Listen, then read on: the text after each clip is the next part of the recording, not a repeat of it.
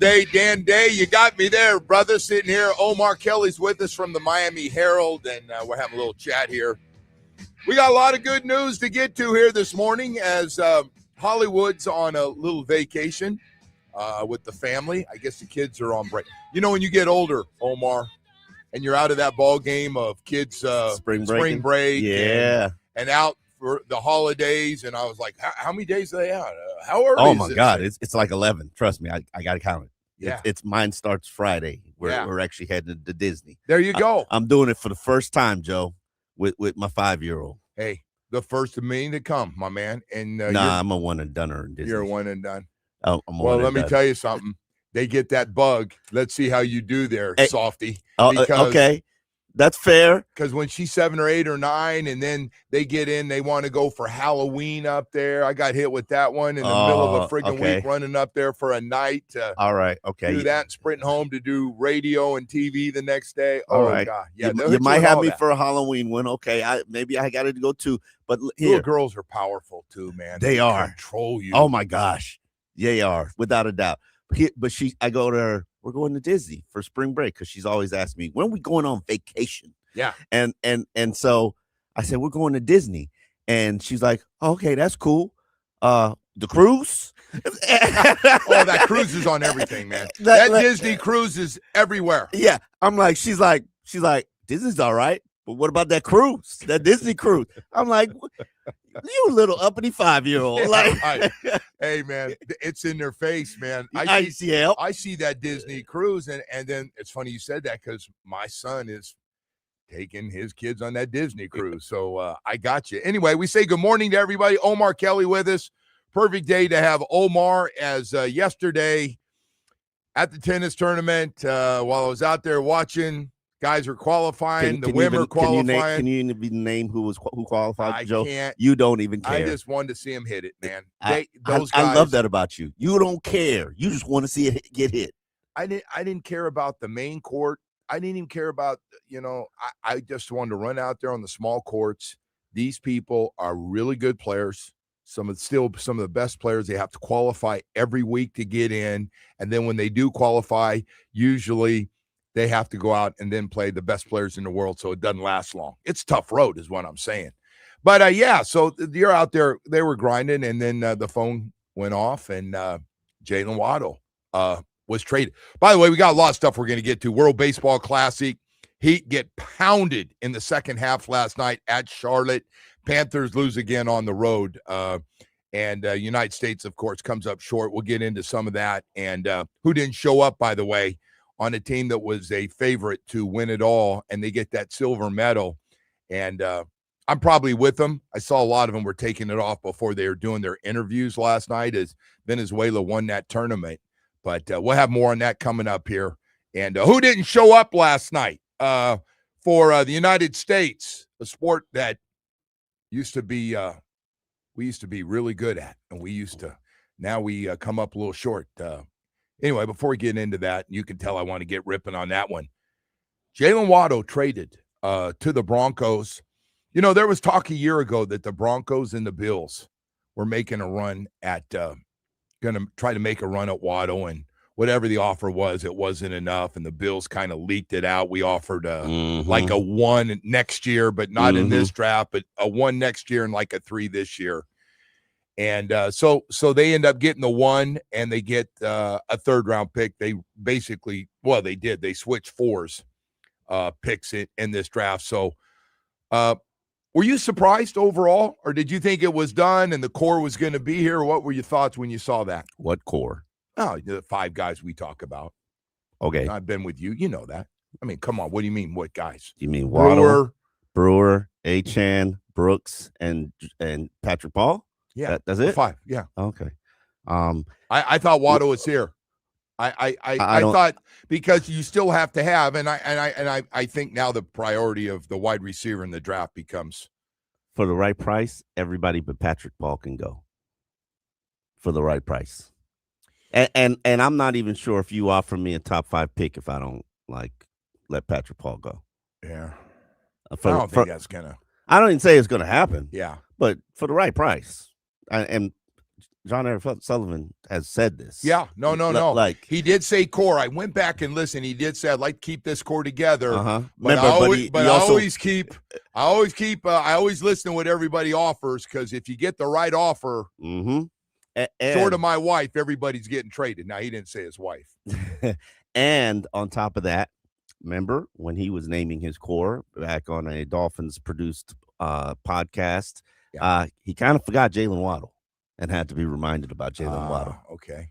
I didn't catch that. Okay. Oh yeah, which those he's so prepared and packaged that those sometimes those are not Freudian slips. Sometimes, hey man, I got to tell you, man, I think John Eric Sullivan is I'm all in. I mean, I'm all in. I didn't actually. You can't be all in. I'm going to be all in after what these bums did last year. Oh, you comparing it to the bums? Yeah, but it's got to get cleaned up. How are you going to clean this mess up? Okay, we know that he can clean things up. Do we know if he can build them back? That's the part. Listen, you're all in it without knowing if he can build them back. No, but I'm going to give him every opportunity. The fact that we've got somebody else making draft picks, except for the guy that we've had, it was terrible, and we knew early on when we turned all these picks over to him without taking shots at him this morning. I can't help it, but he was not very good at drafting. But we got a guy that we have to give a chance to, and listen, I'm with you, and I was going to get into this. That John Eric Sullivan, this draft, I thought it was at the 5 picks, and now it's up to 7 picks in the top 94. These are, hey man, you got to hit on them. You're no different than anybody else. You got to hit on them, and you got to develop them. And we got to get some star players out of this thing. We just can't. Yeah. We need stars. We need splash players, whatever you want to call them. I'm not saying they need to be one or two. Impact. We just can't have. I'm sorry, guys that are just guys, and the other part you can't control, injured guys, and we've had, I was having a conversation about this yesterday, and we have this obsession because of our trauma that we can't draft injured guys, right? We do have this obsession because of our trauma, what we've lived through, that we cannot draft injured guys. That's not John Eric Sullivan's trauma. He didn't live through that. No, I know. That's a good point. So we kind of got to clean the slate of what our trauma is and let him do him. Now, like there's a wide receiver from Arizona State. I like him talent-wise. I've looked at his film a little bit. Very talented guy. I would definitely put him probably at wide receiver number 1. You know what his problem is? Injured every month. Okay. You definitely need wide receiver right now. Oh. You're talking about Jordan Tyson, by the way. Yeah, he's. Some people think he's the number 1 receiver. Yes, I agree with him. Bodies. If we got, like we always do, we got small guys that are really talented. And we got some 6'2", 6'3", and 6'4" guys. Yes, they're going to get drafted in the 1st and 2nd round. And I'm not going to sit here and say who they should take. If they like bigger body guys. They like bigger body guys, and they want bigger body guys. They're tired of the fight. Listen, man, I went through the small receiver thing. And so I'm not part of that. You got to have big receivers. I saw Nat Moore, Mark Clayton, and Mark Duper together. And I don't one of the greatest passers of all time. Don't forget that. Oh, you're going to get, if all 3 of them were listening this morning, they'd be all fired up. They don't, you're right. They did have it. They had the best. No question. But nobody with their athletic ability and the things those guys did. Now we're not taking anything away. You're not saying we're just not going to get another guy who can throw it that accurately. I'm not taking a single thing away from them, but it worked because you could have gave him 3 giraffes. You could have gave him 3 giraffes, and he would have made that work too. Those guys are pretty good. All 3 of those guys. I didn't say that they weren't. Well, you're not giving them enough credit by what you just said. But anyway, listen. Tell me. I'm just saying they average probably 5'9" to 5'10" between them. I don't know how tall. Yeah, they were just like this. These Smurf receivers we just got rid of, right? And still have one of. So anyway, actually, we added another one. But listen, if they do find a guy 6'2" or 6'3", it would be great. They're definitely going to find a guy 6'2". They flat out. There's a guy, that can block people out, and you don't have to be wide open, and just got to make catches in traffic and the toughness and those guys. And I'm with you. Last night I was sitting there, spent probably an hour last night looking at all the top receivers highlights and what they do, and and their injury. Hey, listen, their scouting reports out on all these guys and stuff. Mm-hmm. But yeah, so Jaylen Waddle joins the group. We're now up to 11 picks, 11 draft picks, 11 and 30 in the first round, 43rd pick in the second round. We now have 4 third-round picks, and then if that's not enough, don't go away, because we got a 4 and a 5 and 2 7s. Yep. And by the way, there's a good chance every one of those guys is on that active 53-man roster. Of course they are. Not only Unless that, somebody's really bad. Not only that, then they put them on scout team. Not only that, you're probably going to have about Practice 3 squad. rookies, 3 undrafted rookies. No, that make could the happen team. too. I agree with that. By the way, I'm not. We call them 8th and 9th. It used to be when they switched over from 12 rounds to 7, which I was going back on that. But yeah, you go, oh, that guy would have been an 8th or 9th round pick. Yeah. They will have about 15 rookies contributing on this team.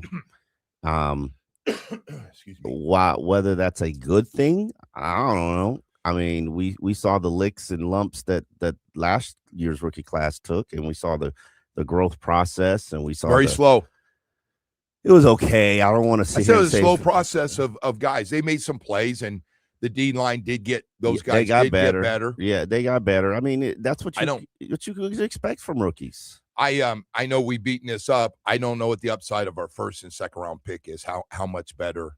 I'm sure they're going to get better, because it's a year 1 to year 2 is amazing amount of improvement. But I'm not obsessed. I'm not. They're just guys now. They're just guys. You're talking about Chop Robinson and I don't even remember his name.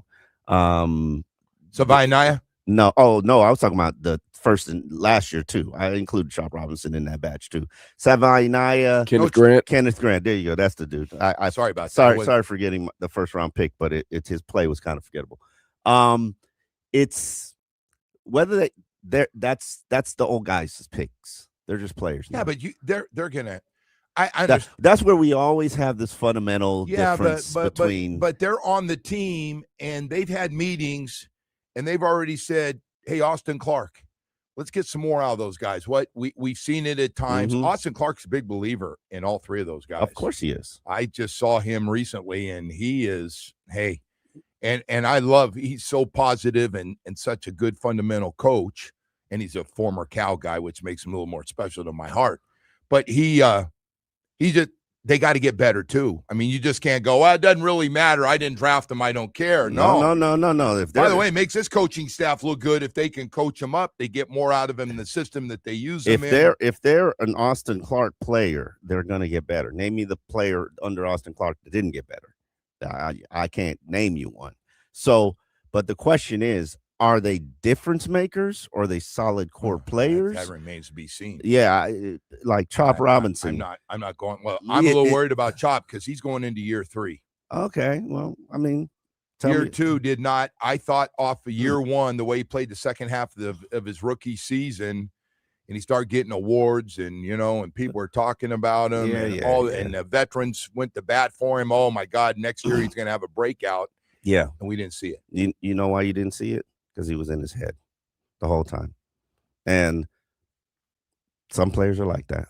So that's a good question. I don't have that. So if you know mentally where he is, you're better than I am. But I do know this. This is why I think all these tests before you go into it. And I heard of Dante Moore dealing with depression. The quarterback at Oregon, very open about his depression here in the last couple of days. That would just I'm not trying to be mean about mental depression. We have in our own family, and everybody deals with it. But that changes the game, because that's a lot. That's a lot when you're a professional athlete, because you're going to go through highs and you are going to go through lows, and the ones that shake that stuff off. And I've seen some classics. I mean, I play with some guys. They dropped 2 balls and it was done after the game. You were making a big deal about it, and they were up there. They'd already moved ahead, and they were going out and enjoy themselves, and I'll see you next week. And I was like, wow, I go, that's amazing. Yeah. And the next week they were fine. You have to worry about them. So, but if it does bother a guy, and we see it a lot more at these young guys today, they get in a funk. They're all, and now their soft. move didn't work against this guy. Now the move didn't work against the next guy they're playing against. And now they're going, can you set me up with that psychologist that we've hired for Don't the team? don't hold on. Don't judge them because they want to sit down and talk to a psychologist or therapist and talk things out and unpack some stuff, Joe. This is this generation. Okay, they need to talk. They don't even interact with each other. They only talk on Instagram. So they got to sit down and find somebody to talk to, Joe. Let them let it out. I wish they would ask somebody back in for get through. Yeah. Hey, the the only problem is players are always worried about that person being a snitch to the coaches. And that is some legitimate concern. You know, I used to work for the major mental health advocate of the NFL who was who's that? Kind of crazy. I don't talk about him. I'm sorry. Yeah. Brandon. So right, yeah. so I get the push for mental health, and I think it's important that every facility now has like a mental health department. Every team now has yes, they do. It's important. It's important because you telling me you don't think I don't disagree. I'm just listening to you. You're not selling me. I'm fine. It's important. Yeah, we got guys that they used to be part-time that are now full-time. And I think we'd all be shocked to find out how many guys, when they go into a funk, set up that appointment to go in and go, what's going on? You seem a little down. We got to get you out of this funk. So the new move's not working. The old move, let's go back. Let's get some positive thoughts for the rookie in your class. Everybody should have a weekly hour-long session. Every single one of them. Not mandatory. Because you got a lot of stuff you got to work out. You don't think Liam Eichenberg had a lot of stuff he had to work out? I don't know anything about Liam Eichenberg. Just did not work out. That's what I know. Okay, and you don't think that challenged him mentally? Yeah, I mean, hey, I always say this, Omar, and it's going to happen this year. Yep. And hey, congratulations, you're a first-round pick. You're getting a $20 or $30 million signing bonus up front. You're getting most of your money up front. Congratulations.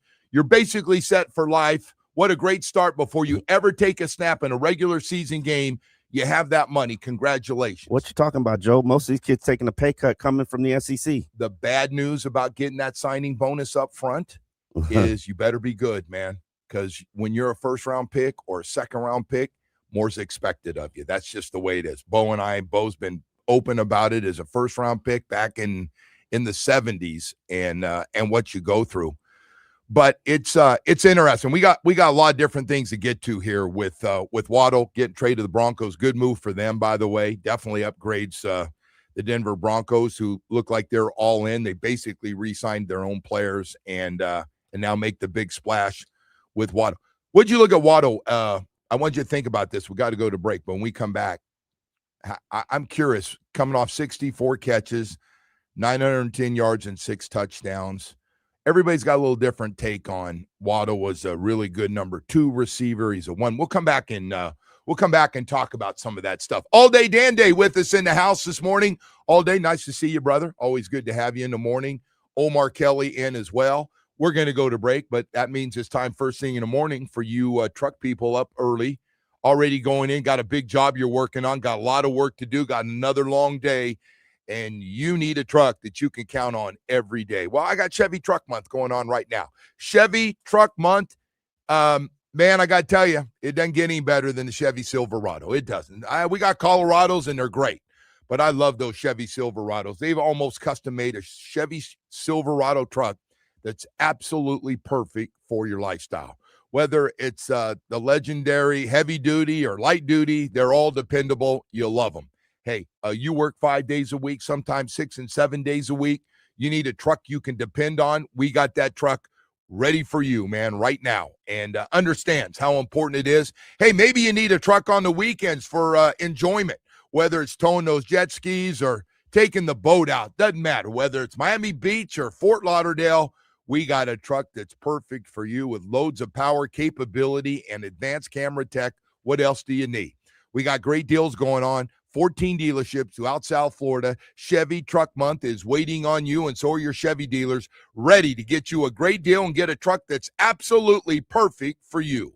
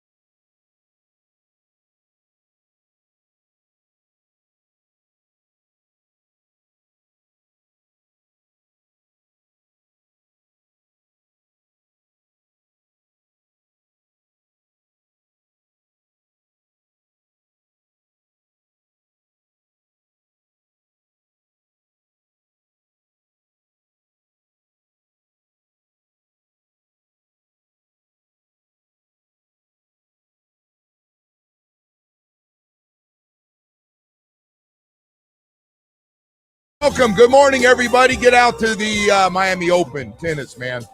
Good for your headspace. Walk around. Beautiful people out there.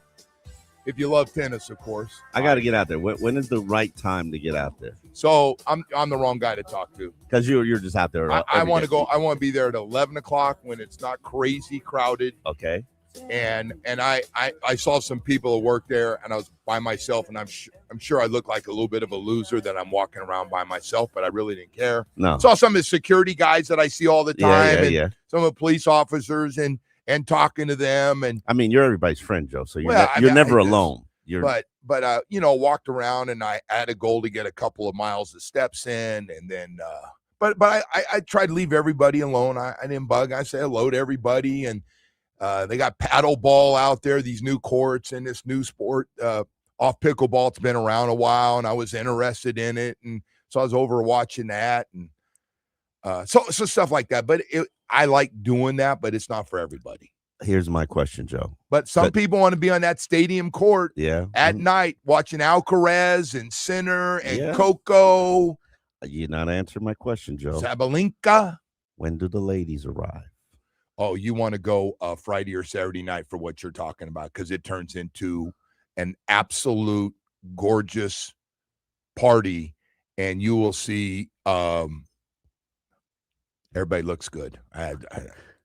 It's a 6:27. Your wife's not listening, Joe. No. She gets dressed up too now. Oh, she gets dressed up too? No. Okay. Everybody's on that. All right. They see it. Women see women. They get it, and the Latin culture, they bring it. That's the time. So Friday, Saturday night is when you want. You tell me it's to go. a little flavor of everything out there. It's a great looking crowd. All right. And by the way, and I'm not just talking 20s and 30s. I'm talking 50, 60-year-old women look fantastic. Okay. 70-year-old women. I am shopping. I don't push them. I'm getting close to that group too, so they're looking good too. Yes. But anyway, it's fun. Hey, Omar Kelly in with us today. All day Dan Day with us.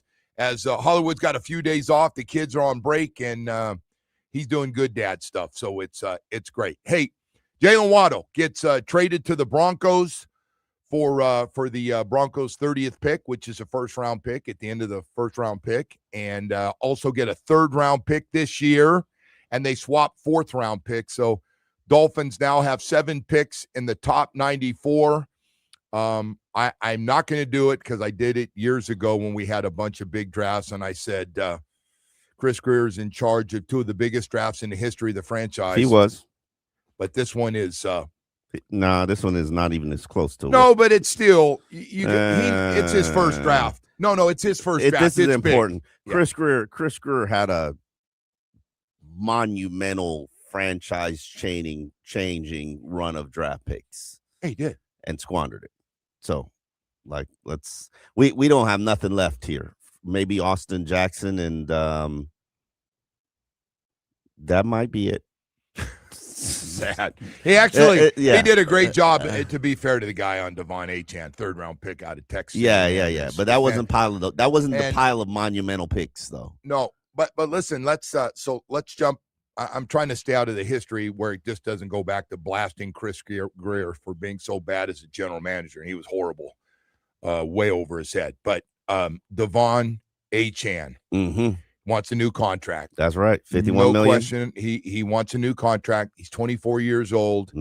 And I had somebody tell me, so what if we get rid of him? I said, well, he's not just another running back, 100-meter guy. He's got a gear that only a couple of guys have. He's the all-time leading yards per carry back in the NFL in history. It did it as a rookie. How about last year? Whatever you thought of that offense, that's still a 5.7 average. And he has had some ridiculous. Rookie year was like 20 yards a carry. It was like stupid number. 7.9 or something like that. It was fantastic. No.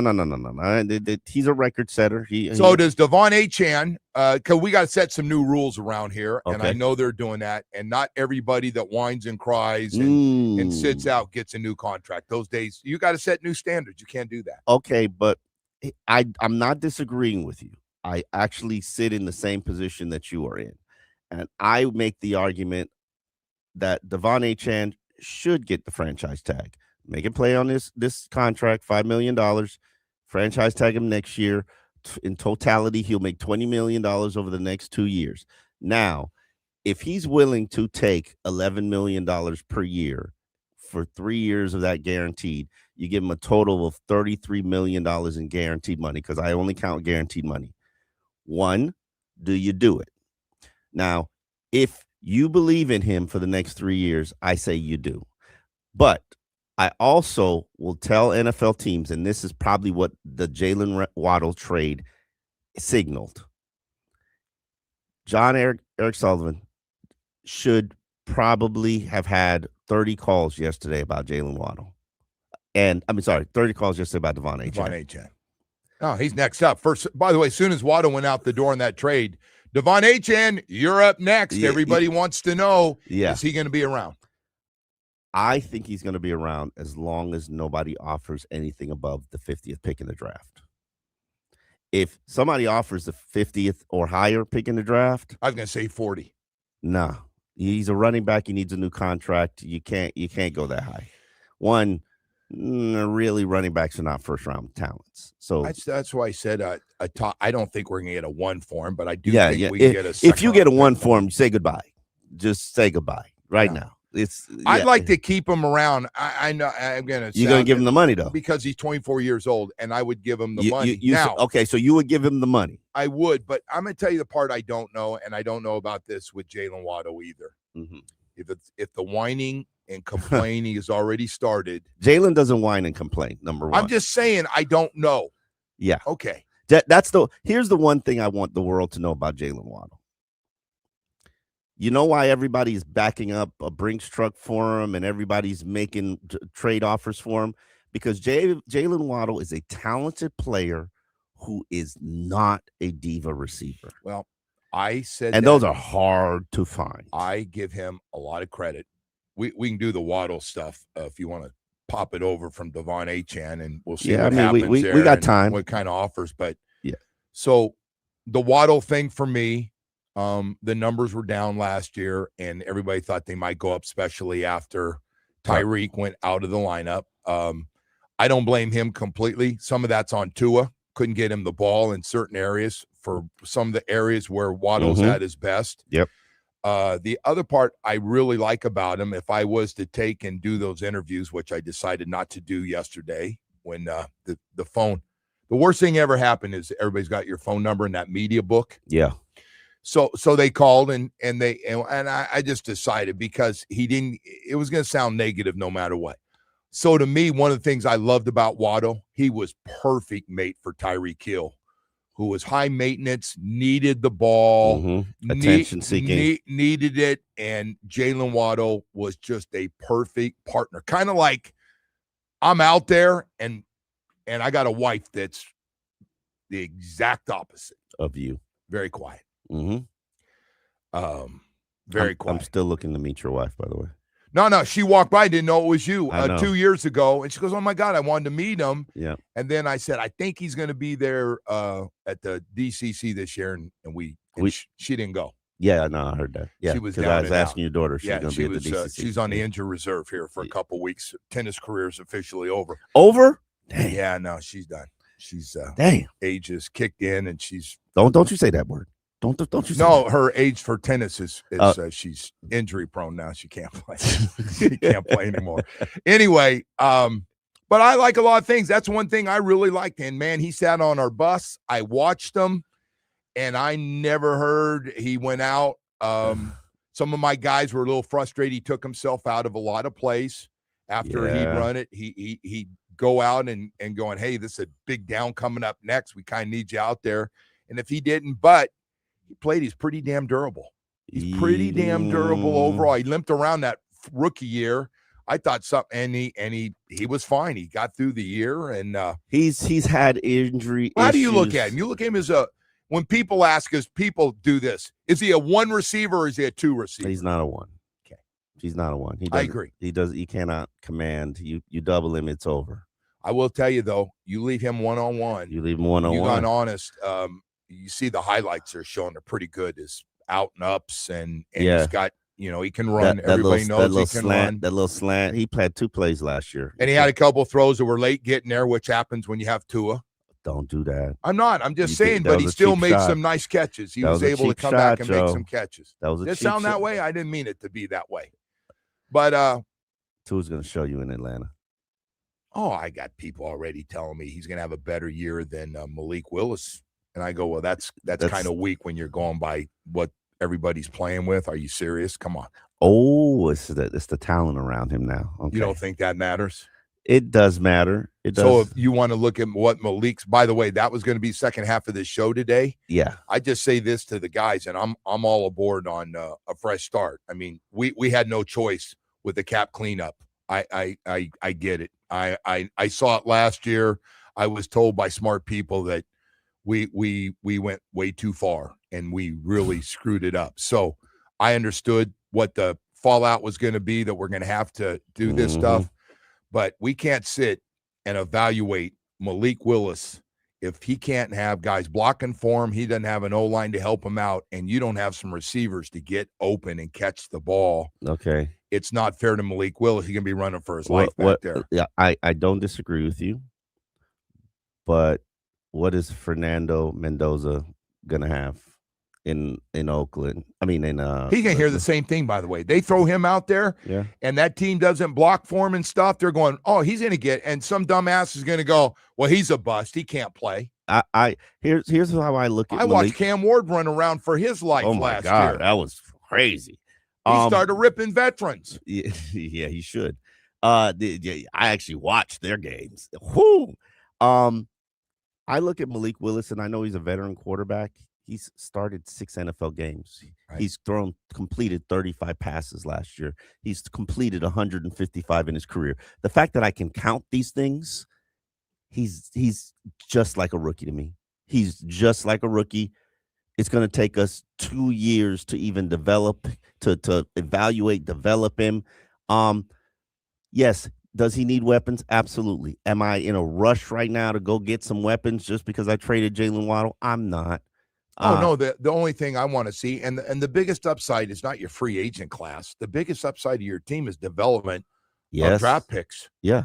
And finding out that the 30th pick ends up being really friggin' good, or the 43rd pick ends up being better than the 2 first-round picks. And you hope all 3 of those guys end up being, and by the way, a lot of people think that 11th pick is about ready to turn into a 20th pick and pick up another high draft pick. I don't know if that's going to happen or not. You have a chance to get an elite player in this draft, you go get it. Go get it right away. Because you got 10 other guys back there. The one thing I've learned from this whole Chris Greer era, and I call it the Chris Greer era, not era. I like that. Okay. Yeah.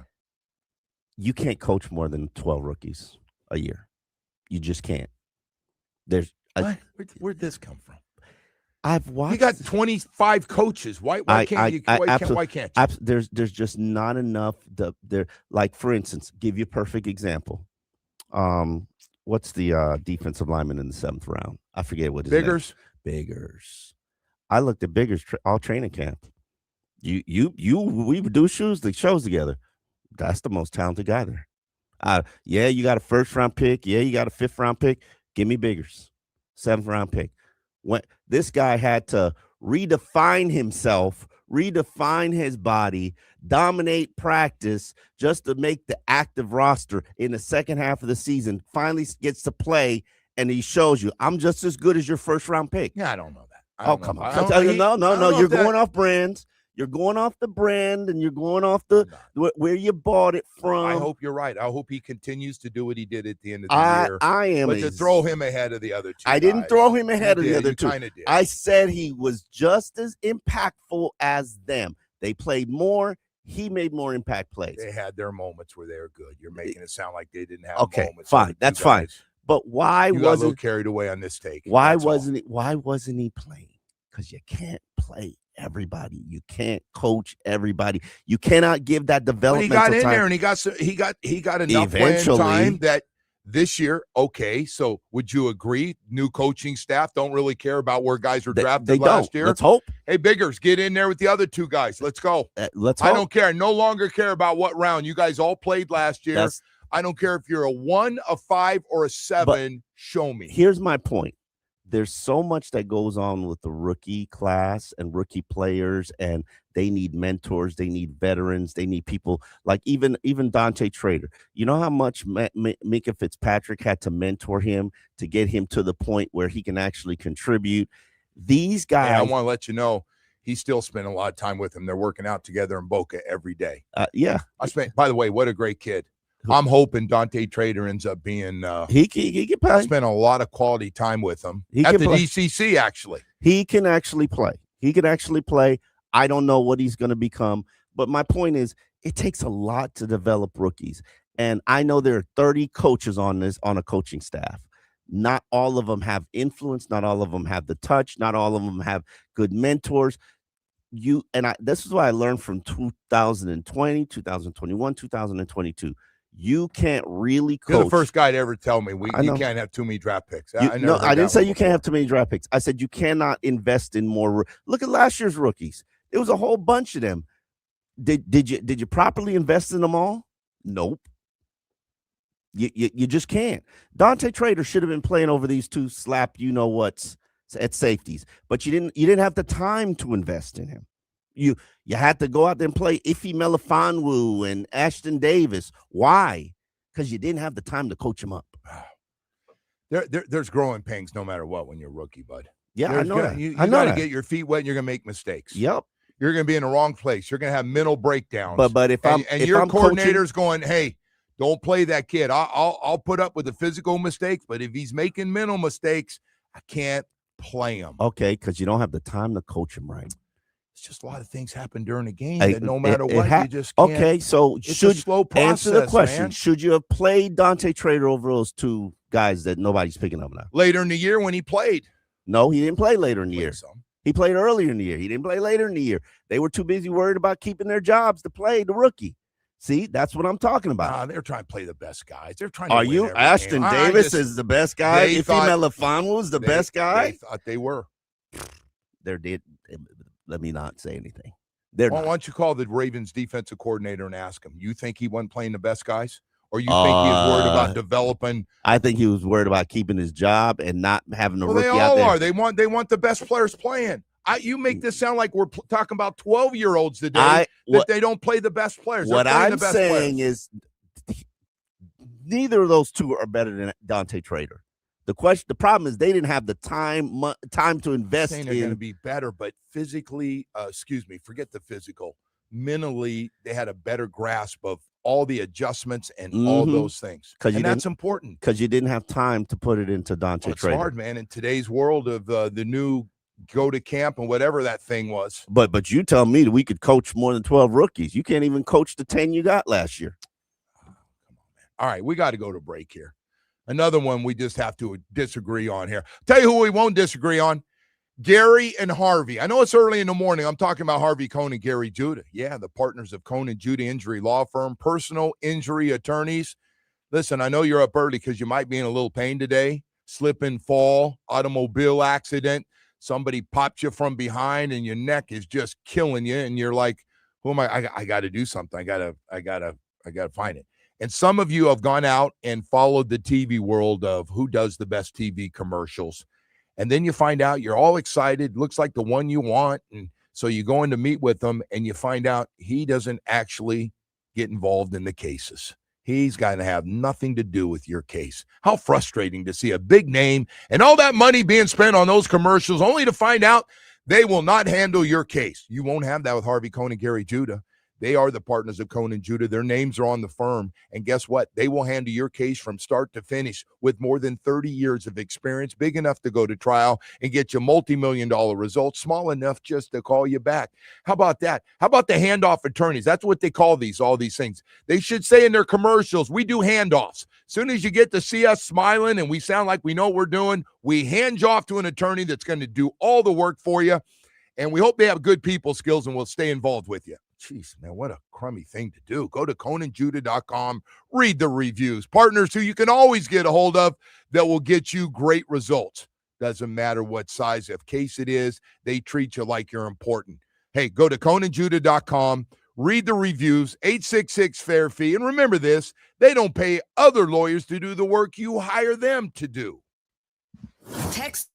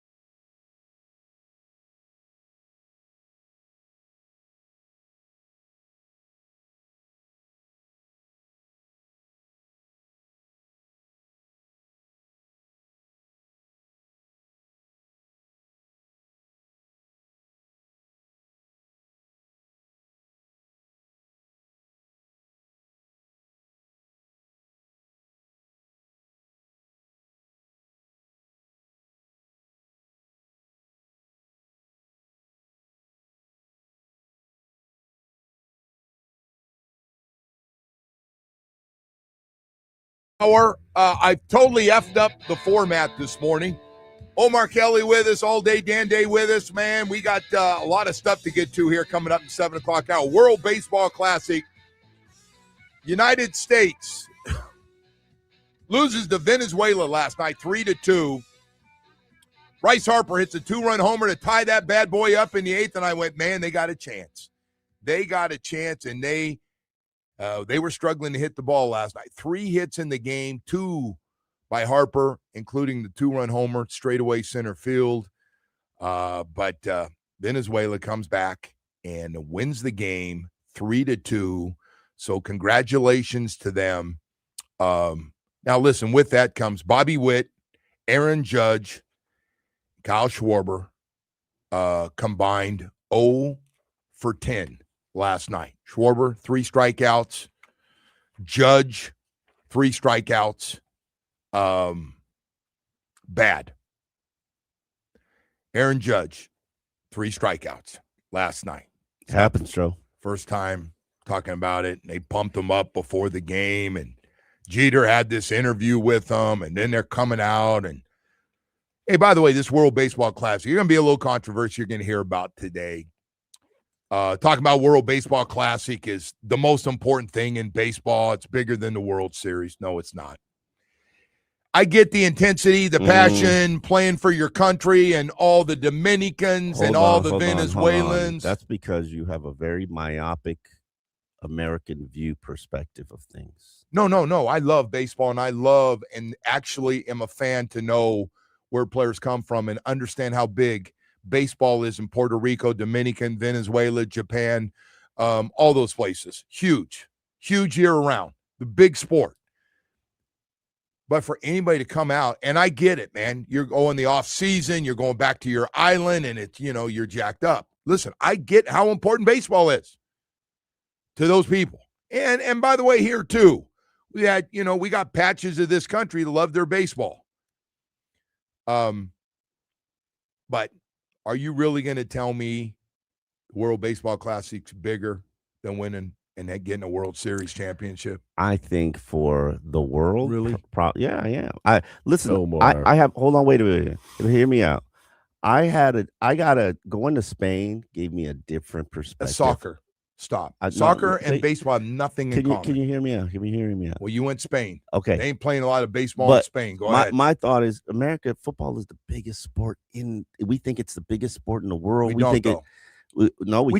think it is. Soccer is. By far, it's not even close. We think it is because we have this American viewpoint. I don't think so, Omar. No? I think you're on your own. Yeah. People are too educated. No. If they think they know the National Football League is a thing, is here. It's big here. Yeah. It's big here. It's not. I know we play games in all those places. Our NFL is never going to be bigger. It's like London. It's never going to be bigger in Madrid. This big. Yeah. Compared to the rest of the world. And I think the World Classic might be bigger than you think it is. I think all these nations want their pride. They want to say we're better than America.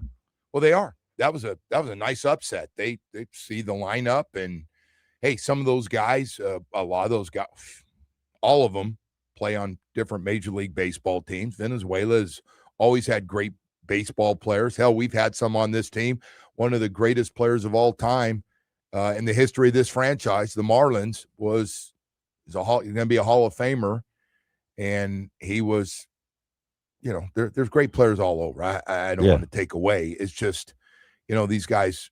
And I get it. Last night, they're going live before the game, and there's A-Rod and Derek Jeter and Big Papi, and they're going, man, this is unbelievable. I get it, man. They got there early. If you've been to World Baseball Classic and you've had a combination of any of those teams I just talked about, especially Dominican, Puerto Rico, Venezuela, they come out. They fly down here. They're here for this, and they were all into it. It was great. It was a great atmosphere. I enjoyed the hell out of it. But let's leave the World Series out of it. That's all. I get it, but nobody's going to tell me that last night, and I know it was for Venezuela, but Toronto and the Dodgers just played one of the great World Series, man. Just right down to the last few innings of Game 7. Just unbelievable. Really, just really, really fun to watch. So anyway, that's all I wanted to make that point about it. By the way, last night the Heat just got pounded. Now, Bam did not play in this game last night, but I didn't expect them to lose by 30. They got outscored in the second half, 77-49, a 2-point game at the half. 77-49 second half.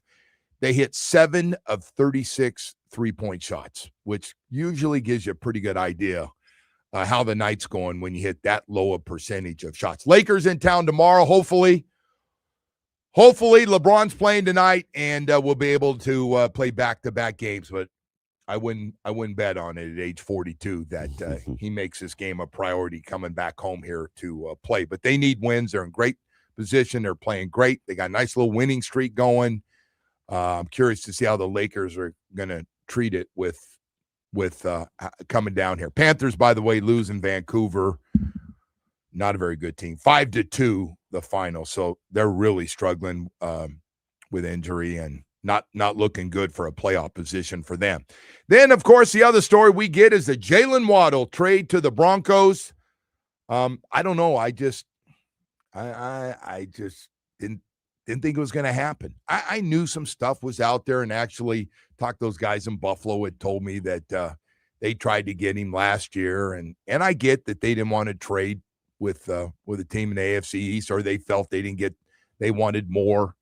But Jaylen Waddle now for the 30th pick and a 3rd-round pick, and they'll swap 4th-round picks this year in the draft. So if you're wondering, 11 picks now for the Dolphins. They're up to 11 picks. May not be done. Nah, we're going to get us to a dozen. There might be more coming. Omar Kelly's with us this morning. So we got the 11th pick, 30th pick, 43rd pick, and we have 4. That might be some kind of record. 4 3rd-round picks. 4 picks in the 3rd round. 75, 87, 90, and 94. You would think you'd find some pretty good players in the 3rd round. Some guys that come. Something tells me we're going to get 2 offensive linemen out of this first 7 picks. Maybe 2 defensive ends, maybe 2 safeties, maybe 2 cornerbacks, maybe 2 pass rushers. Because you know what, Joe? You didn't say wide receivers. Oh, maybe 2 wide receivers. Because, Joe, you need it all. Yeah, no, you can't make a bad pick if he's good. You may, we're going to have fans that think one's more of a priority than the other, but I got to tell you, the wide receiver room is officially looks a lot like the pass rushing room right now. It's empty. Cornerback room is pretty empty too. Pretty empty. Yeah. Safety room, pretty empty. Yeah, no, you can go around that. He can't go wrong if you're getting good players and they can come in and play. Hell, tight end room, pretty empty. No, it's everything, and I think we all want to protect the quarterback. And I hope that's still somewhat of a priority for this Dolphins team. So now that Jaylen Waddle, first thing, you probably got this yesterday too, Omar, and we got to go. Oh, God, we are so late. We got to go to break here. You need to stop me, man. I'm drinking a lot of coffee. We got to go to break. I am super late. We'll be right back after this. WQAM.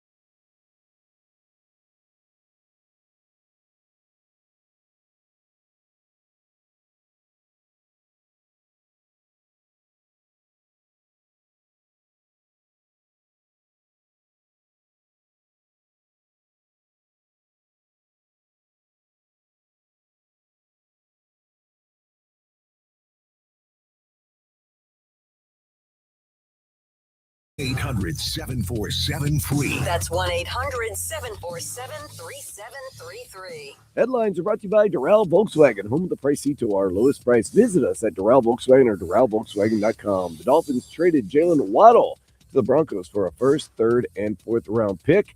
In return, we give the Broncos a fourth round pick. Venezuela defeated the United States 3-2 in the World Baseball Classic final. The Heat fell to the Hornets 136-106. Tyler Hero led the team with 20 points. The Panthers fell to the Vancouver Canucks 5-2, and Inter Miami faces Nashville SC tonight at 7 in a CONCACAF Champions Cup game at Inter Miami Stadium. The winner advances to the round of 8 of the CONCACAF Champions Cup. I am Dan Day, and it is time now to go back to the Joe Rose Show here on 104.3 FM WQAM. This hour of the Joe Rose Show is brought to you by Baptist Health.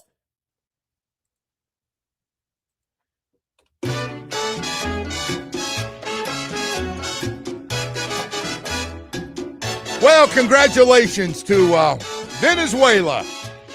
Big upset last night. Get a 3-2 win, jumped out 2-0. Harper hits a 2-run homer. I mean, he got it all. One of 3 hits. Harper had 2 of them. A lot of guys might as well just sat in the dugout last night the way they were swinging the bats, man. That was not a great night for a lot of really good players, some of the best players in baseball that put on the red, white, and blue last night. It was silent. 3 total hits in the game. And, of course, one of them was a 2-run shot by Harper. But Venezuela gets the win.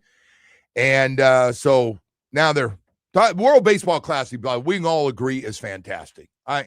It really was. And it was on Fox last night, so you have to go chasing it around on Fox 1 and Fox 2 and Fox 7 and everything else. They put it. You clearly know my life with TV watching.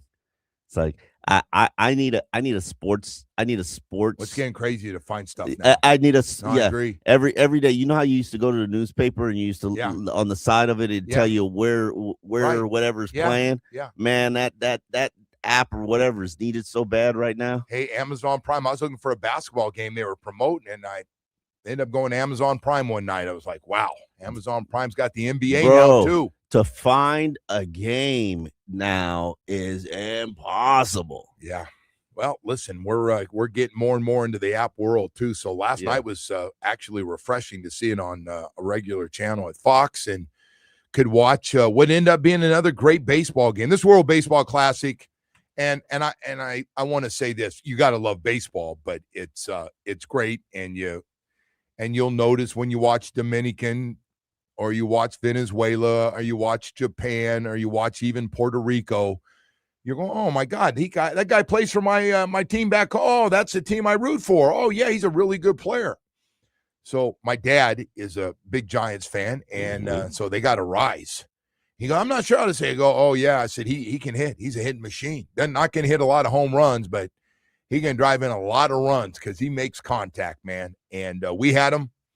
And you'll be glad you have him out in San Francisco. He'll help you win some ball games. But don't worry, Dad, ain't nobody catching those Dodgers, man. That just ain't going to happen right now. Hey, we've got a lot of different things going on here. We got all pro days coming. You going to pro day, by the way, at UM next week? I did not know when it was, but I probably will be there. No, being on. Oh, next week. What day next week? I believe pro day is on Monday, and then they open spring football on Tuesday. Okay. So a couple of big days, real big day, considering they got a lot of guys going to get drafted. Could be 3 guys in the first round for University of Miami, and they got some really good guys going to go even after the first round. Hey, you don't go to national championship game in today's world without having lots of really good football players. And so we'll see how that goes. Of course, Jaylen Waddle, the news with him, traded to the Broncos and right away. And I have no idea. Devon Achane, I think, is real special. And he's 24 years old. He's a young guy. He is 24 years old. Had a little over 1,800 yards, total yards last year. He's a really good receiver, by the way. Kind of lost in all the things he does running the ball, especially out wide, and the long runs that he makes with the great speed. he's a really good receiver. He's turned into a really, really good receiver, catching the ball, and had almost 500 yards doing that and 4 touchdowns on Led the top team of it. with 67 receptions. Yeah, I was going to say he did. You're right. I don't. For the record, I don't like backs leading my team in receptions. No, I agree. I'm good on that. I'm with you on that. Totally agree with that. There were a couple of plays they ran to Achane. I thought way too much. You probably got a little tired of seeing him all the time too. It was like, he's holding the ball. I know where he's going with it. There he is. Throw a little swing pass or just get it out there in the flats to him. He probably should have been targeted probably 30 fewer times. Not to say that it's a bad look considering, he produced and made it to a Pro Bowl. But for my offense to be working right, my running back's not catching 60 passes. Let me ask you think Devon's going to be here? Yes. Omar Kelly from the Miami Herald with us this morning. Yes, because I don't think anybody's going to offer up that price. If he had 2 more years on his contract, he'd be gone. But I just don't think anybody's going to offer up that price of I think it. You say top 50 pick. Top 50 pick. Yeah.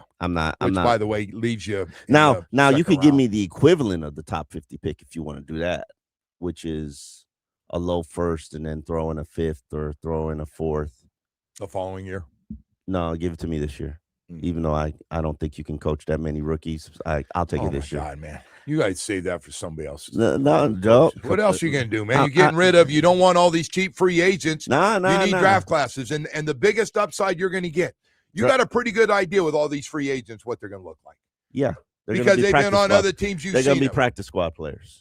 And not practice squad players. They're going to be special team players. Oh, they're going to play. Backups, practice squad. No, they're not. They shouldn't. Some of them going to have to play. Some of them going to have to play, but they shouldn't.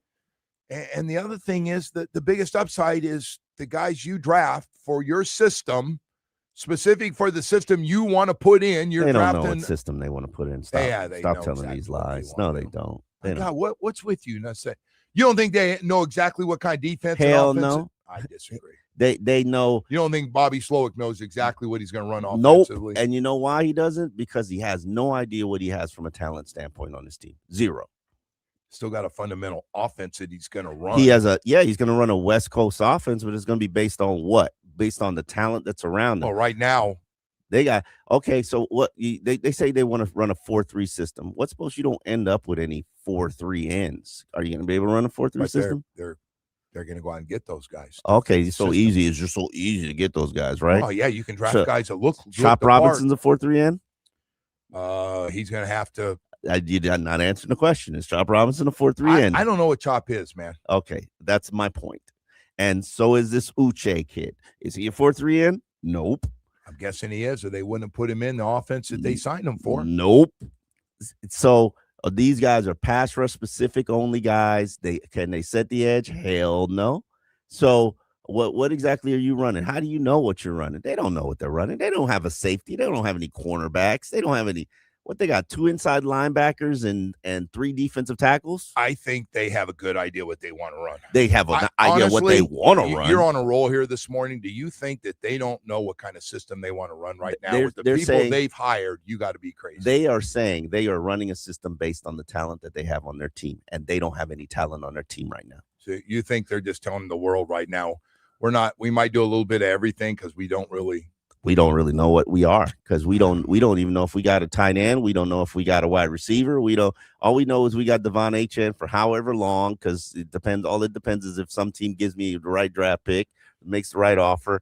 They don't know Malik Willis. They don't know who Malik Willis is. They're gonna have a base of what they want to run, but they don't have a clue what they are. They got a real good idea what Malik Willis can do. They got a really good idea what Malik Willis can do. I disagree with you 100%. You can say run around all you want because I know he's really fast. Run around. They got a good idea that he's an athletic quarterback who can run around and scramble, and he's got a good arm. But do they know who he is as an NFL starter? I think he's watched him make every throw in practice every day. And used to have to tell him, hey, stop running around. Stay in the pocket. I need to get ready for. Oh, I mean, I read that stuff. Come on, Omar. It's true. It's true. Omar, of course. That's the conversation that they have. Stop running around like a chicken with your head cut off, because that's not going to help us win on Sunday. Like, okay. And I like the fact that he could do that. And Oh, thank God you like something about the guy this morning. Jeez, it's been negative, man. I've covered the Dolphins since 2007. So you're just as beaten up as everybody else what about do you all this want stuff. from me, Joe? Well, listen, man. You can rip all the former guys that have been here running this thing all you want, but I'm not ripping them. I'm not ripping them. I like listen. I don't care what they do. They could trade everybody. They could trade Patrick Paul if they want. In 3 years, if you haven't made it to taking this team to the playoffs, next, I don't care. What regime am I on now? I think they understand that's just about what they have to. In today's world, the way the draft's set up, the way free agency, you can clean your debt and have lots of money if you want to get aggressive in free agency, and you think you're good enough to do what the Patriots did last year, or by the way, the Raiders are trying it this year, and we'll see how they went out and spent a ton of money on free agency. We'll see how much it helps them, and they're going to have the first pick in the draft. But you're right. I don't disagree that they should know that they're not getting 9 years. Do whatever you want to do, man. Listen, but we expect. You make it sound like they have no idea as they took these jobs, that the GM and head coach have no idea what they're going to do, though. No, that's how it sounds. They flat out say they're going to run a system based on what the talent that they have around them. And if they don't get any defensive edge rushers, you act like you could just go get an edge rusher out in March or May. I think there's some pretty good edge rushers in this draft. Okay, and what's supposed you don't get them? We got 2 here in our backyard. What's supposed you don't get them? There's others. Okay. I think there's a lot. I'm not arguing with you. I'm just saying, I don't know if you there's no guarantee you're going to get them. So you might have to run a 3-4 base, even though you want to run a 4-3 base. The problem you have is you have holes everywhere. So you can take one of 6 positions if he's really good. Outside of, you might not be a guy you like with all these mock drafts, but if there's a good chance that you can't go wrong with whoever the best player is on your board of, like, all right, these 6 needs, and this is the guy, and he's sitting up there, and he's clearly the best at his position of all these guys, and they take him. You just signed in 1 week, because I think it's officially a week, 23 free agent guys, to 22 of them to minimum contracts. Yeah, that's going to be that's just like roster filler. Now you go out there and you go draft 11 guys. You add 3 undrafted free agents that are actually going to make this team. Could. And that's what, 30 something guys put with another 30 something guys. My point is, we have no idea what this team is going to look like, and neither do they. I got a pretty good idea what it's going to look like, and so does Vegas. Got a pretty good idea. You're talking about talent-wise. Yeah. I'm talking about scheme, talking about play calling, talking about the strategy. Like, what receiver are you running your offense off now? We don't have them. Okay, all right. So you don't know what you're going to run? Hey, by the way, I'll tell you what, I'd want to be a guy drafted in the first round by this group, because you come right in and go, hey, man, look, we got some guys here got a little experience, but you're the first round pick. Get out there.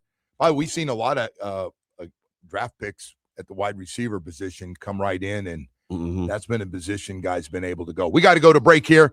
A lot of stuff to get to. Atlantic Men's Clinic is always a good one. I've been telling Omar, I got to tell you, man, this low T and ED is gone for me. And I had it, man. It was terrible. I could deal with the low T of just being tired all the time. It's when ED walked into my bedroom, then I had a big problem. My wife's making excuses. Oh, you're just tired. You're stressed out. You had a couple too many tequila. I said, I don't think so, man. Something else going on here. Hey, I sat down with Atlantic Men's Clinic. I'm on the program for 2 years. The results have been fantastic. I want to share with the world. Yeah, I went through all that depression and messing with you, and all of a sudden, you're like, man, what is going on? I'm tired all the time. Nothing's happening in my bedroom. This has sucked. Is this, it's normal. I got guys, it's normal. Don't worry about it. No, I am worried about it. I want to still enjoy life here in the fourth quarter, man. I do. And Atlantic Men's Clinic, thank you so much, man. Do you work? I mean, it works. It works with your energy level, your sex drive. All you got to do is set up that first appointment with one of 7 locations here in South Florida. You get the PSA test. If medically advised, the test dose. You meet with their professional staff, and they get the results, and they put you on this program. And this program is unbelievable. Low T is gone. You get your levels back up. You start feeling better, number one, more energy. And by the way, more energy, less weight, because you're still eating the same amount of food on the couch. That ain't working. That's a guaranteed 20 pounds. I'm telling you firsthand. That's what happened, and it's gone. Atlantic Men's Clinic. Let's get that first appointment set up. Again, call 877-455-7300 or visit AtlanticMen'sClinic.com. Brand new location in Hollywood. I go to Plantation. The people are great. The program is unbelievable.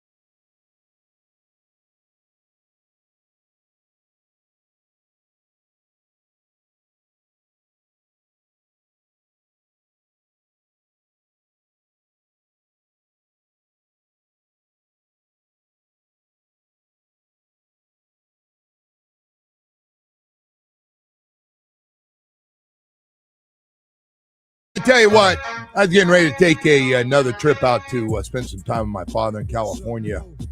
Omar, I think I'm going to call that off for a while. Oh, I saw those airports, man. There ain't no jumping in a car and going to North Carolina in 10 or 11 hours. They're going across the country to California, I think is I'm going to wait till everything gets back to normal. They get this thing figured out. Yeah, that's not a bad call there. But if you get there to your dad, you're in the mountains, so you ain't got to worry about them. You know, This guy to get out there to Sacramento is not easy. Yeah, it's true. Now they're saying the smaller airports might be taking a big hit too, because they're going to take care of the bigger airports, and Sacramento's not exactly a Whopper with cheese.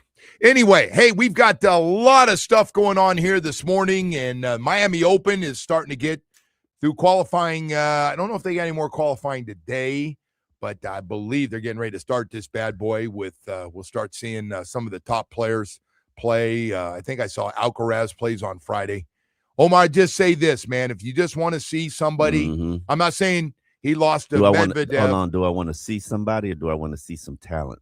You want to see a guy that just does things that the other players can't do, some of the things he does. And I'm not saying he wins now. Medvedev just flat out wore his ass out in that heat out in the West Coast. But he is, and then Sinner beat Medvedev to win the tournament. He's number 2 in the world. But just seeing some of the things, he is fun to watch. And then the women, they got so many great players. Three of the top 10 players in the world, maybe 4 are Americans, including Coco, who's coming back this week. Oh yeah, she's a Del Rey girl, so she's just driving down. I'd like down to see the her. Turnpike a little bit. Always fun to watch. People really do like her. Yeah, she just getting her game going again, and so hopefully she has a good tournament out there. So anyway, yeah, and then we got our.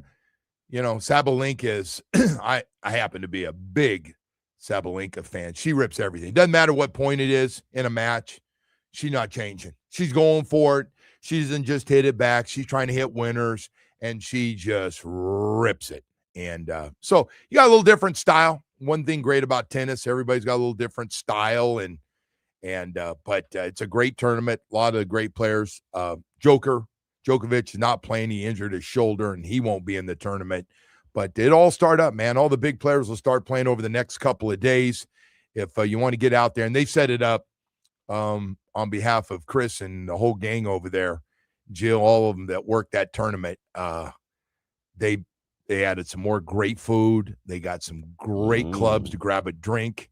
I like to go on the weekends. We like to go out on the weekends and have a few drinks and get around. People watch a little bit and watch tennis. Yeah, it's fun. It's one of the more enjoyable things that I really, really enjoy. We're gonna have everything here this year. It's crazy. We got the F1 coming up. We got World Cup. Oh yeah, World Cup too. Speaking of a big event, we got only the biggest event in the world. Yeah, that's by itself, right? Hey, there's no arguing there, man. There's not. Oh, it's not. No. You have to be a dumbass not to say everything stops for the World Cup. Everything to see what's going to happen and to win that thing, and for the great players, right? Look at how we look at Messi now that he won.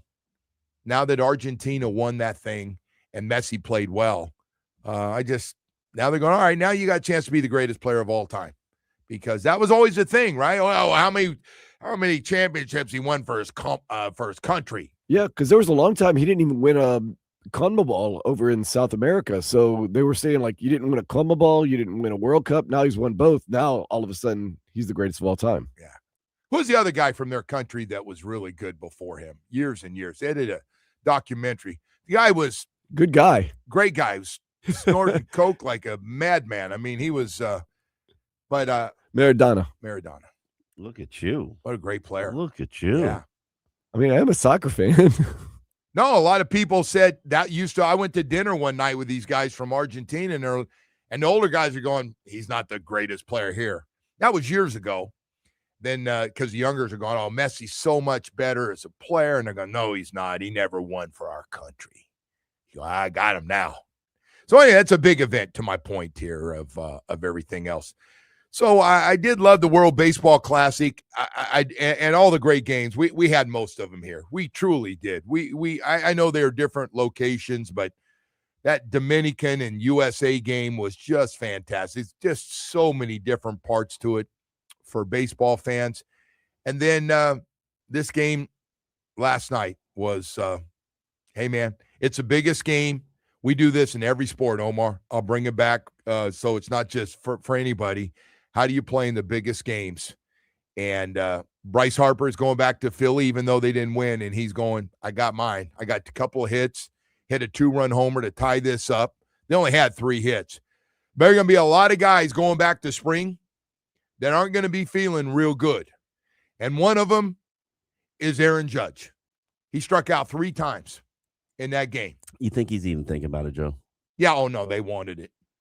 But do you think? I think those guys were crushed. They wanted that thing. Yeah, they did want They it. walked out and they got the Olympic. They had the Olympic jersey. All those guys gave them their Olympic, was it jackets or stuff to wear into the stadium last night, into the ballpark at Lone Depot Park last night.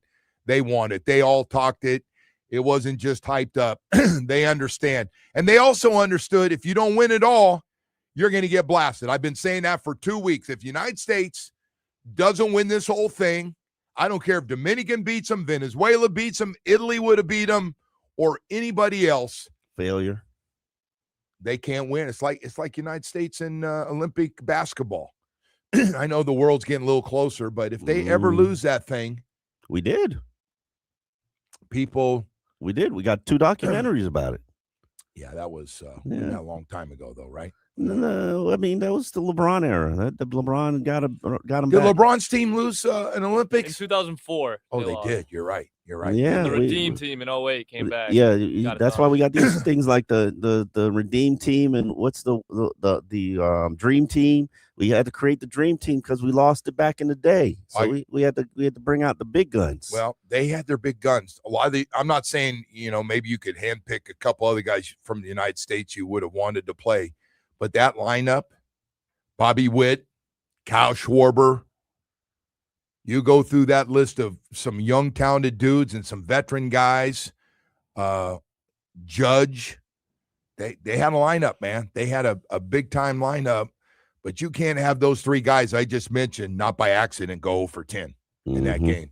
Yeah, and 2 of them had the hat trick and strikeouts last night. And hey, listen, man, I know it's not an easy game, but that's the biggest game. That's the one everybody was watching.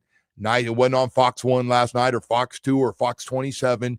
It was on Fox, and they didn't get it done. You can't get 3 hits and expect to win. And by the way, one of those hits, thank God, was a 2-run homer to get that game tied up at 2 apiece. But congratulations at the end of the day to Venezuela. Congratulations, and of course, the other controversy is winning this would be bigger than the World Series. And you're like, all right, I don't care where you're from. I get your countries are important to you. I get Venezuela's been through a little bit of junk, and those people are struggling over there, and you're from there. I understand it. I watch it. I see it. But nobody's going to tell me it's bigger than the World Series, especially with all the great players playing here. No matter if you're a great player, you're playing in Major League Baseball. That's where they get paid the most money. They want to be on one of those teams. And then on top of that, you're playing for the Yankees. You're playing for the Dodgers. It's pretty big stuff. Now, again, I get it. I get these countries love baseball. There are 3 or 4 countries that not even soccer's bigger than baseball. And one of them played last night. Yep. Venezuela is one of them, and the one the USA beat before that, Dominican, is another one. Japan. Japan loves their they got professional baseball league. Korea, they got a professional baseball league. They got professional baseball everywhere, Joe.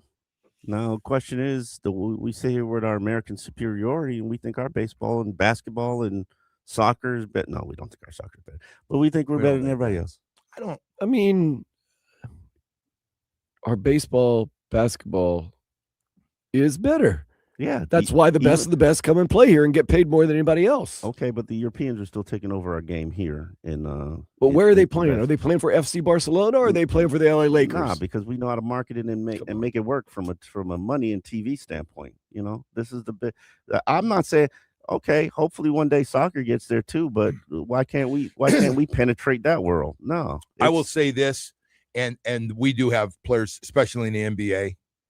We have some great players, and maybe the best player in the NBA right now might be from France. Yeah. But when you put your best guys together, nobody touches the United States lineup. No one. Luka and some of those guys can play. But can you say the same thing about baseball though?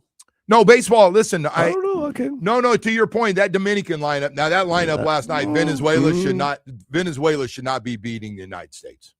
Now, it's a one-game deal. Anything can happen. Yeah. But if you were to play a best-of-7, are we doing that now? No, well, that's what you do. Are we doing doing that now? Well, that's what you do in the playoffs. Okay. That's part of the playoffs, yeah. Are we doing that now? Okay. All right.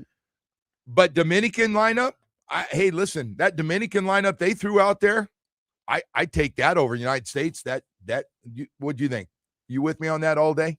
No, man. USA all the way, baby. Okay. We're the better team that night. We're the better team every night. I'm not going to lie. I believe that. And so you can say the same thing about Venezuela. Pretty good lineup, boy. That Dominican great lineup. Great lineup. And I don't like Juan Soto going out there. We showed we were the better team tonight. No, you didn't, because we were the better team and we beat you. Yeah. That's why you lost. Also, you're not buying that bad pitch that these two knuckleheads I worked with the day before cost them the game because they. I never said it cost them the game. I just said it was a Jamie, bad call. All right, it's a bad call. It was a bad call. I don't know. I told you I grew up, in a time anything close, swing.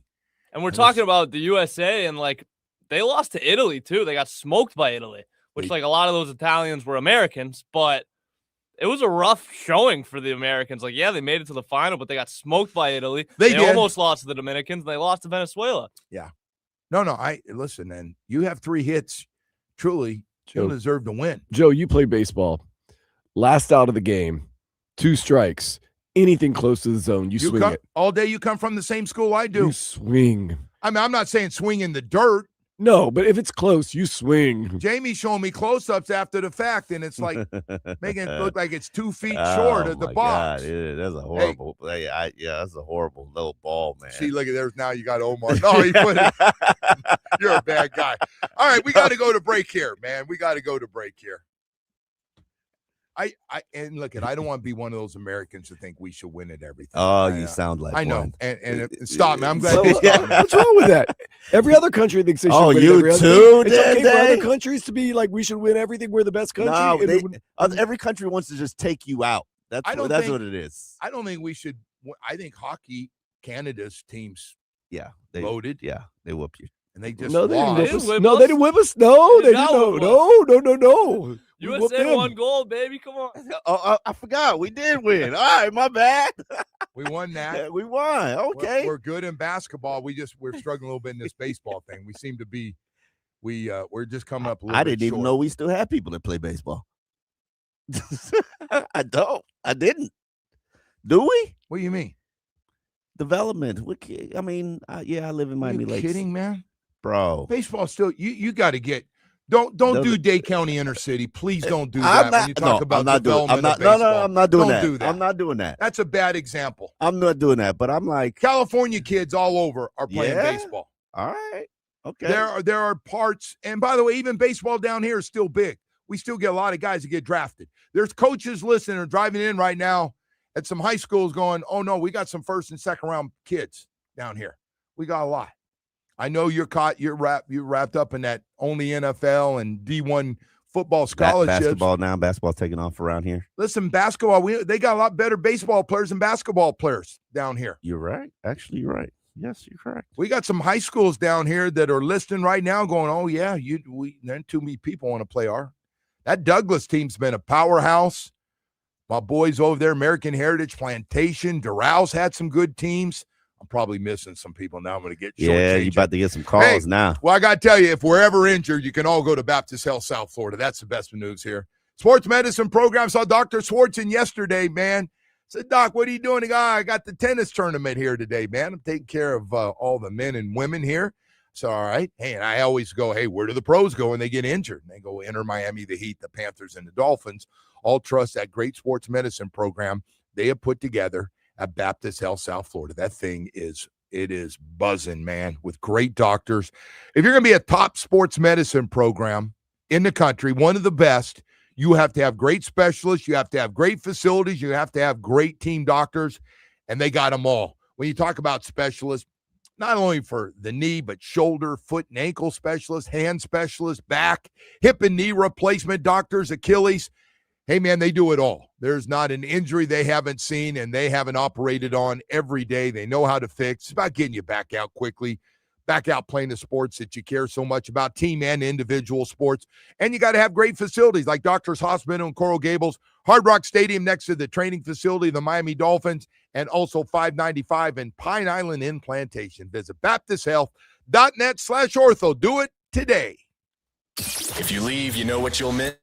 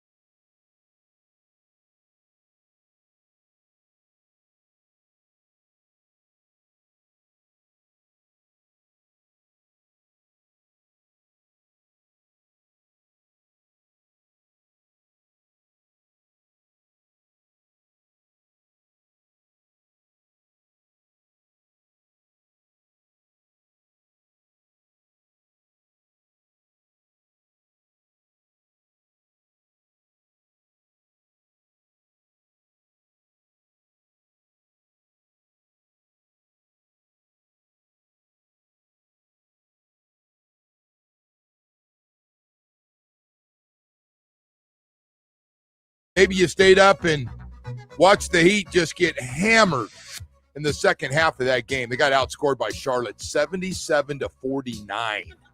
Hit 7 of 36 three-point shots. No Bam last night. Wiggins still out as well. Lakers tomorrow. And then, of course, the Panthers lose to Vancouver, and World Baseball Classic was a classic. It was a good game. Hey, man, I'm like everybody else.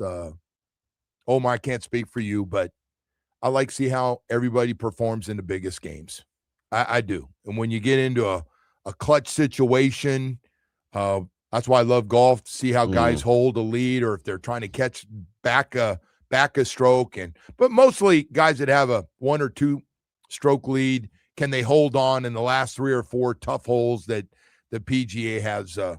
And last night, you got the best players playing for their countries. And I was curious, and they hyped Aaron Judge out, man.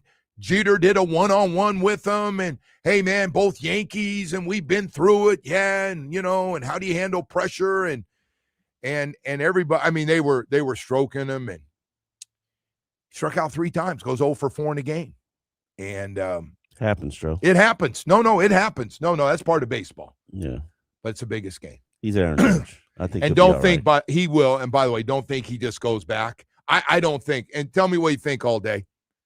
There's no way he's going. I'm going back to Tampa now, get ready for spring, and then go to the Yankees. And it was no big deal last night that on national TV in this big game against Venezuela, we're one of the favorites or the favorite, that the biggest name on the team, and what, I go for 4 with 3 strikeouts. What's the check that he was going to make for winning this game? Oh, they're not getting paid. Okay. So what's money have to do with that? What's money have to do with you beat Dominican? What's money have to do with that? Well, why should he stress about it? Those guys made it a big deal. They were openly doing interviews. This is a big thing. We're wearing the colors of the country, man. All right. For red, white, and blue, brother. It's big. Because you kind of have to wear the colors of the country when you represent the country, correct?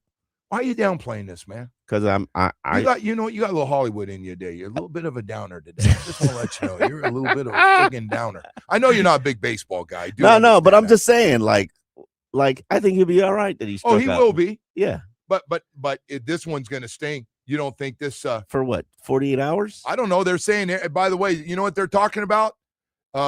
United States has 3 hits in the game last night. And they're talking about 2 guys that just happened to be batting, I believe, 3rd and 4th in the lineup. Yeah.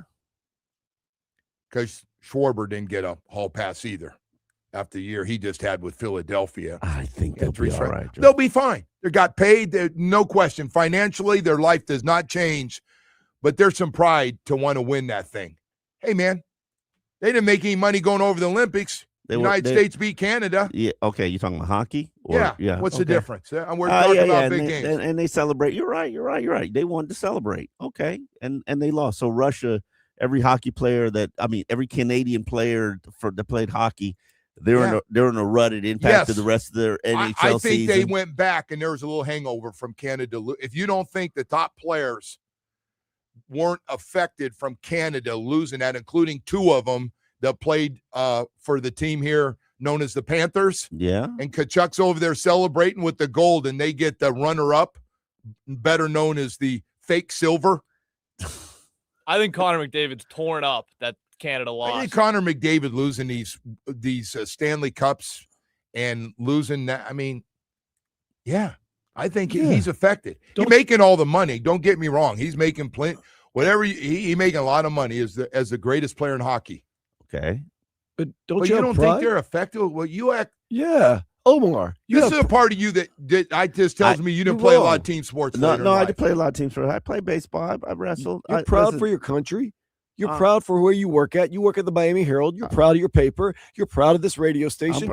And if someone ever says something bad about you, I go after them because I'm proud to be your friend. I'm proud to be your coworker. There's something called pride. All day you went a lot further. I expect that. You're going a lot further on him than I would. That's for sure I know. You just throw me under the bus, Joe. Yes, there's no way I'm going that far. I just don't understand why you don't get it. Like those guys finished the game. They didn't.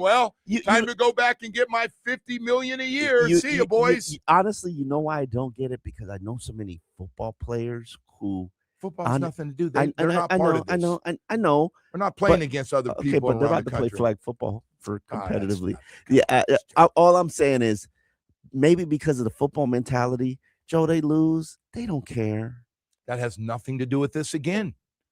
The- I think, by the way, some and I'm guys thinking do. Some thing. You guy, got very some of the small thing. percentage. I see very small percentage. I'm going to tell you something. That I disagree with you being on the plane, and you're not on the plane. I see those guys going home, and not every guy, Mm-hmm. but You a see lot them of those stewing. guys are affected. And Yeah. some of them come back and go, how bad was that play? Or they'll, or I'll see a guy and some of those guys, man, they take it hard. I know, and I get it. Everybody thinks because of people like you always talk about it, they got their money, they don't care. Those guys last night cared. Those guys on that baseball team that were hand-selected and picked, or they had to accept it, they wanted to win that World Baseball Classic. Okay. And nobody's going to tell me differently. And I know parts of the world don't play baseball. It's not played everywhere. But the 4 or 5, we knew one of the 4 or 5 teams was going to win this. Venezuela was one of them. I thought Puerto Rico had an outside chance. Yeah. I was wrong. They used to be a lot stronger in baseball. But I thought Dominican, Japan, and United States were the 3 favorites. Maybe they were. I didn't even look. But just going off the guys in Major League Baseball and how good they are. But they all wanted that. They all wanted it.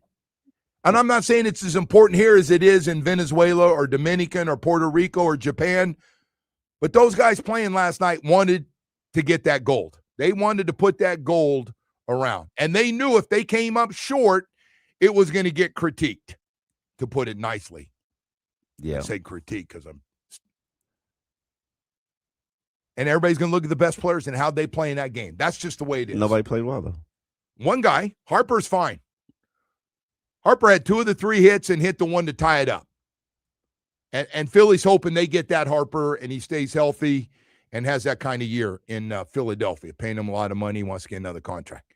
But I don't know, man. I saw that thing in the Olympics in the United States and Canada, and both men and women. Mm-hmm.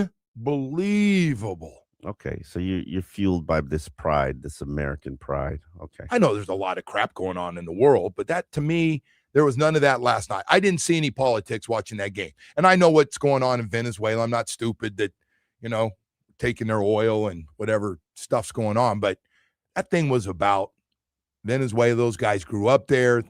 Their families are still there. And a lot of relatives and wanting to win, knowing how big at baseball when they were watching them as kids. I don't know, man. Anyway, we got to get going. I'm running late on this. Omar doesn't get that, though, man. He thinks it's just like the football guys, and none of them care this morning. 8 o'clock. Unbelievable. I'm going to get this format right. You got to stop me from going crazy just once, or I'm going to have to slow down on this Dunkin' Donut coffee this morning. Hey, hurricane season is right around the corner. Protect your home with Loctite Impact Windows, Doors, and Roofing. You got an old leaky roof, replace your old roof now, you can pay later. Loctite Impact offers the highest quality roofing materials with lifetime warranty plus thousands of 5-star reviews. Save big on their legendary state-of-the-art Impact Windows and Doors. Impact Windows as low as $6 per window per month installed. No excuses. If you're looking to get some work done before hurricane season, you need to call Loctite Impact Windows, Doors, and Roofing. Check it out, LoctiteImpact.com. Again, LoctiteImpact.com, or call 954-500-LOCK. They cover all of South Florida, do great work, very competitive prices, and ready to get started for you today. I know that hiring can be challenging. You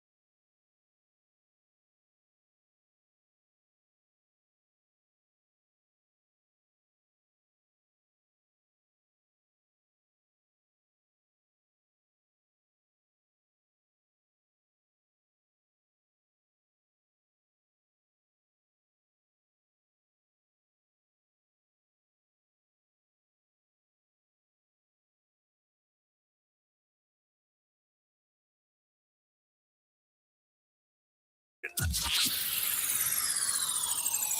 home of champions. The back-to-back Stanley Cup champion Florida Panthers. The 3-time NBA champion Miami Heat. Home of the 5-time national champion Miami Hurricanes. And Miami Hurricanes basketball. Powered by Anajar and Levine Accident Attorneys. Call 1-800-747-FREE. That's 1-800-747-3733. Headlines are brought to you by Doral Volkswagen, home of the price Cito. Our lowest price. Visit us at Doral Volkswagen or DoralVolkswagen.com. The Dolphins traded Jaylen Waddle to the Broncos. They got a first, third, and fourth round pick. The Dolphins also give Denver a fourth-round pick this year. Venezuela defeated the United States 3-2 in the World Baseball Classic final. The Heat fell to the Hornets 136-106. The Panthers lost to the Vancouver Canucks 5-2. And Inter Miami faces Nashville SC tonight at 7 o'clock in CONCACAF Champions Cup play right here in South Florida. I am Dan Day. Now back to the Joe Rose Show here on 104.3 FM WQAM. I am looking forward to seeing that new soccer stadium down in Miami. That thing going up fast. Oh no, they're set for business next month, early next month. March 4th. I'm ready for the tour. April 4th. I'm sorry, April 4th. There's one thing I recommended, and I know the Moss brothers don't listen to anything I say, which I understand. That you used to have juice with them. What happened? I think I'm okay with them. I don't say. I mean, I don't go to the soccer guy. I don't see them. But anyway, man, I got to tell you, a lot of the success they've had has to do with, and they did it. They're the ones, and everybody laughed at them. We're going to get Messi, and everybody went, sure. What he just did in the World Cup, you ain't getting Messi anytime soon. He's going to stay over here and make us $100 million a year. Yeah. And they went, no, he's going to make us 6 years, $70 million with us. He'll be just fine. And they got him. And they got him to extend his contract. And I got a great idea for him. They apparently don't like my marketing ideas. Occasionally, I think, hey, tell me what you think. I want you guys, Jamie and All Day Dan, I want you to be honest. Omar's going to be out there anyway. I'm just used to Omar being out there. I don't know if he's going to buy into this. All right. For what he's done, and he could be the greatest player of all time. He does things. I love watching his highlights, even at the end of his career. He still does stupid things nobody else in that league can do. You got to put a statue up of that guy. Messi? I know he's not done playing, but you're going into the new stadium. He's a big reason you get in that new stadium. You're trying to put the statue up like right now? He got to go ahead. He didn't have to wait for like Marino and D Wade did. I saw Marino's yesterday again up there in the tennis, and there's Marino holding the ball, and you go over there, you see D Wade out in the front. You know, yeah. There's no reason to wait. He's won more trophies than. Hold on. What's suppose it ends bad? You got to wait for the ending. No, he's won more trophies than any soccer player ever. When fans go out there, you got all the stats on what he's done, and he's now been here long enough, and he's won you a championship. Hell, they may get another one this year. You got to put that thing up there, man. Messi. I don't see the rush. You got to wait. Because people will go out there just to see it. the statue? Yeah. Okay. It's a marketing tool to bring people in. Okay. Like when you go to. So the actual player isn't enough of a marketing tool to bring people in. You want the statue too. Because your kids can go get a picture. You're not going to get a picture with Messi unless you catch him up. One of those private 22 places he owns in the top of every expensive condo in there. Okay. And by the way, let me just get you never like. I got to share something with you, man. And I'm not proud of this, but I did do it.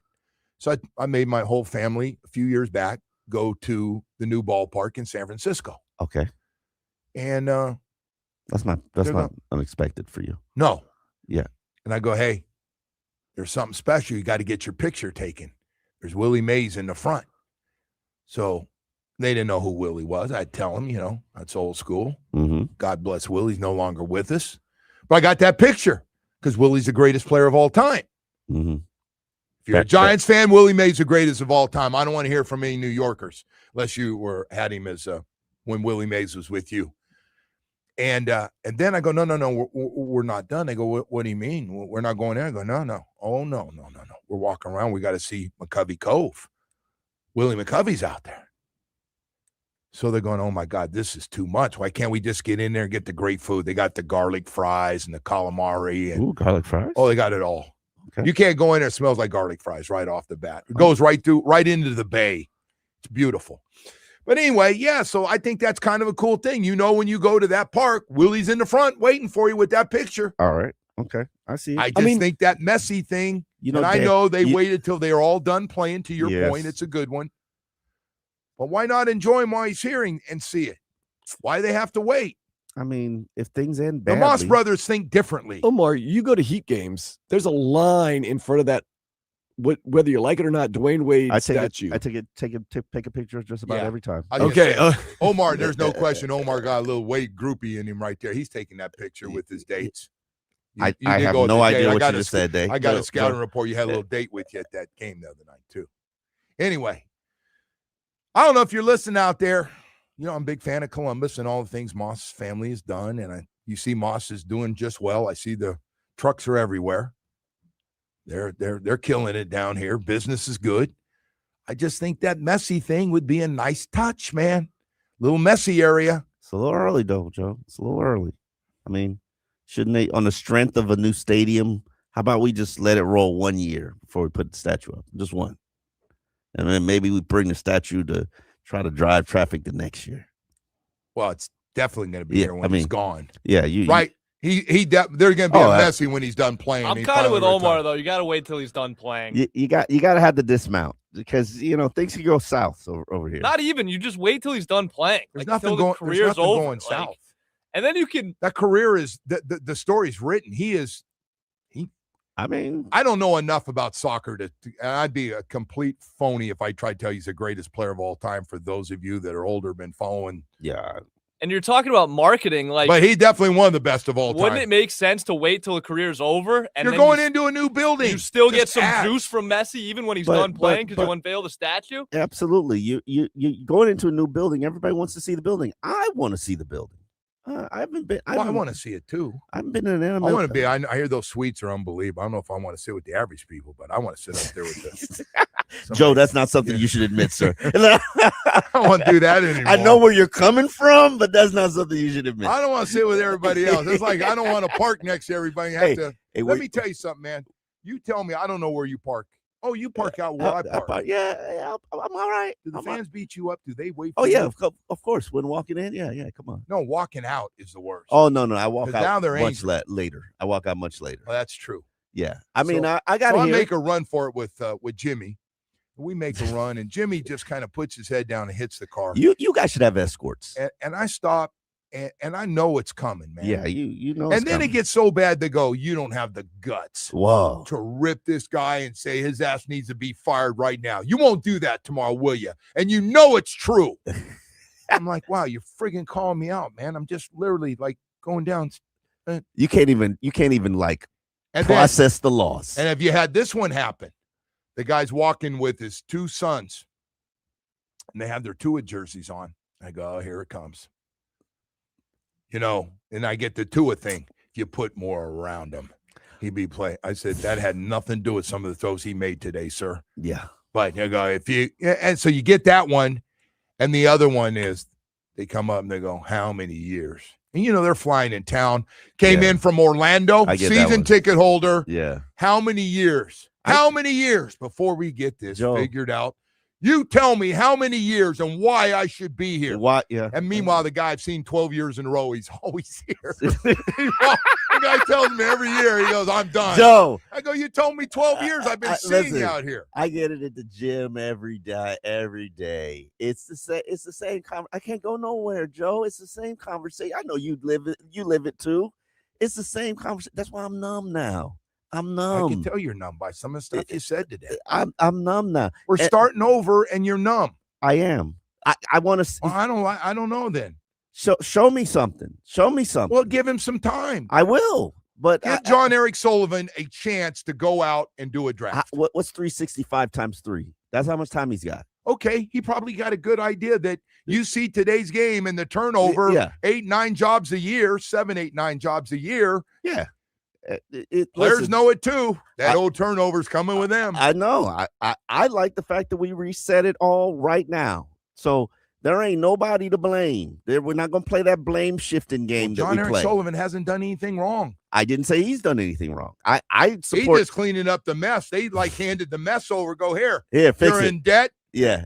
You got to pay your credit cards Your- off. your You get roster's no money crap. from your roster is not very good. Your quarterback's arm is dead. Like, here, fix it, please.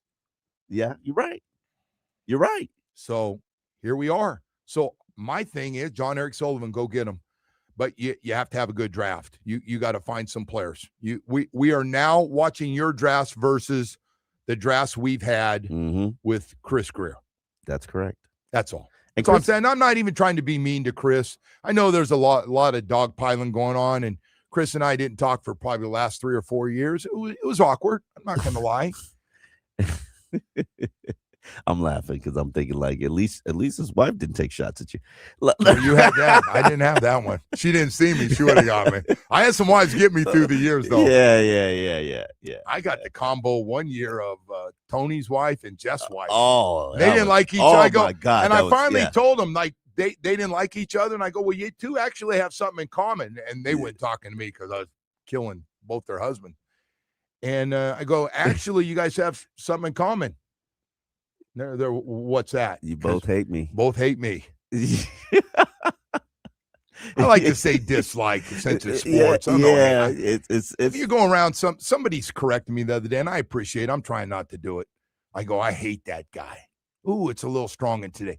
I dislike that guy. yes. Sounds okay, better. That's better. That sound better? Absolutely. Yeah. Like, listen, I keep my head down, Joe, and I could see that today. I listen.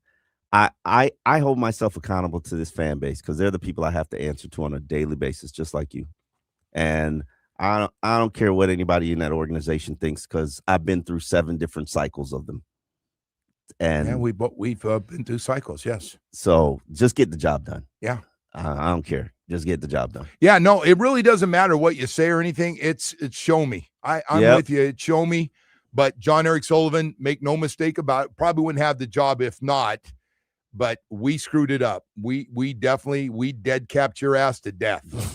But we gave you a hot credit card mess. we Debt consolidation. and by the way, go get him your first draft as a general manager. Yeah, you got to trade away all your good players to get picks. But boy, he's got a bunch. 7 in the top 94. Yeah. Might make you one of the biggest players in this draft. All of a sudden, though, the draft's going to be a hell of a lot more fun to watch. No, it is. One thing about it, and I'm not even talking about day 3. Day 1 and 2 will be fun. We got to go to break. I'm running late.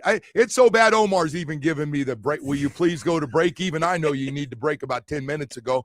Recovery Unplugged, man. I want to talk about it. I was just telling somebody early, man, I've been through some hard times. People think, everything's always easy in life. And I go, I've been down in the dumps, man. And my friends couldn't help me out. Nope. It was bad. Breakup, no job. Things were not good, man. And it sure is nice to have a place like Recovery Unplugged if you're having some mental health problems or some form of addiction problems. I'll tell you what, Dr. Barry and his staff do such a great job. I love talking to the guy.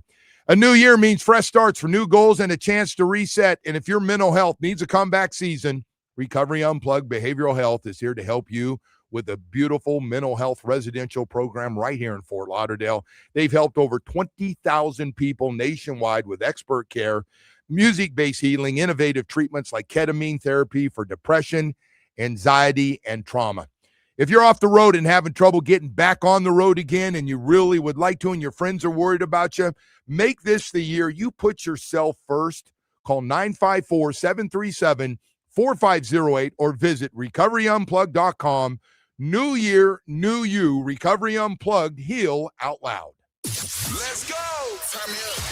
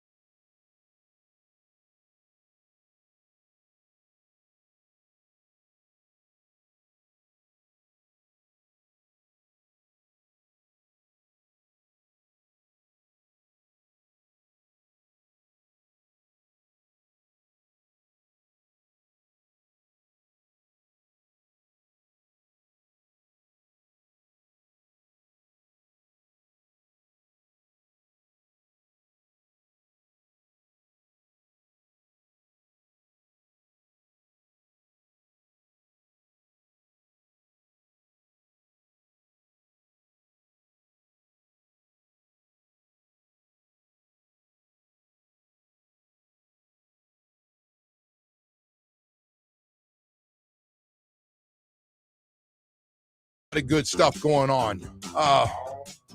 Last night you had a little bit of everything. If you stayed up late and you're one of these sports fans that can't get enough and stay up late, I don't happen to be one of them. I get up early in the morning. But the World Baseball Classic last night, another really good game. A fun game to watch. Plenty to talk about. Congratulations to Venezuela for their championship, first one. And then Panthers and the Heat both go down. Both actually got beat up pretty good in their games last night, the Heat. Whew. Second half they'd like to forget about. There have been no signs of that. That's why disappointing. Bam had a bio out of the lineup last night. Wiggins has been out for a while. So those two guys out. But, yeah, you get beat up 77-49 in the second half. Let me ask you, for the remainder of the season, what is your hope and expectation for the Heat moving forward? Just to wrap this season up. And I'm glad you said that. I appreciate you saying that. 10 games over 500. They've been, 7 or 8 now. Get to 10 games over 500. It should put you out of the play-in. I would love a 5 spot, but I'll take a 6 spot. They're currently in the 7 spot. So your goal is to just get out of the play-in? Yes. Okay. Love to see the Knicks in the first round. Ooh, you're going to get smoked. No. No? They play well against them. Okay. I don't think they get smoked. I wouldn't want to play Boston right now. Boston's been playing great with Brown, and now he's got his sidekick back. But no, listen, that to me, that would be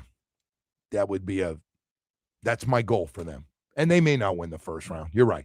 They're going to play a 2 seed or a 3 seed.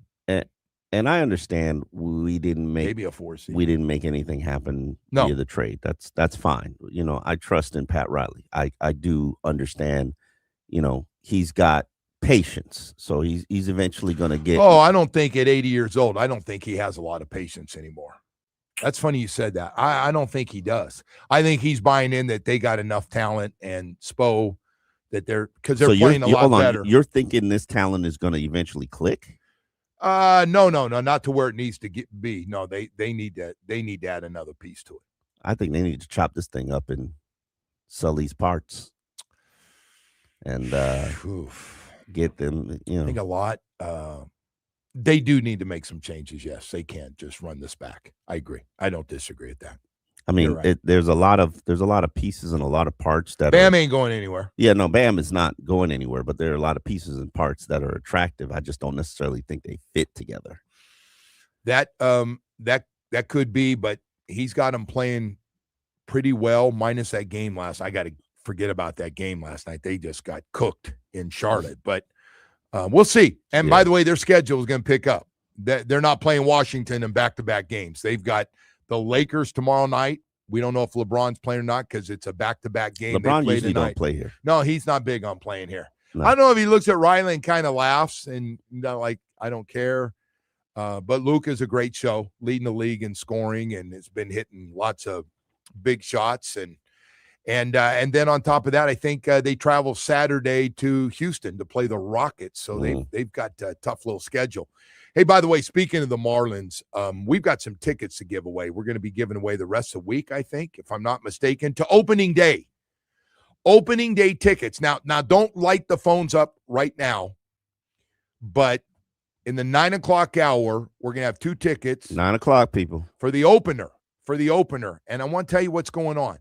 It's Colorado Rockies. It's a Friday night at 7:10 start. Ooh. So you can take the kid. You don't have to worry. If you got to take a son or a daughter, the first 25,000 fans through the gates will receive the first ever Marlins opening day bobblehead featuring Kyle Stowers, their best player last year. Now, I want to say this. Bobbleheads don't usually happen on opening day.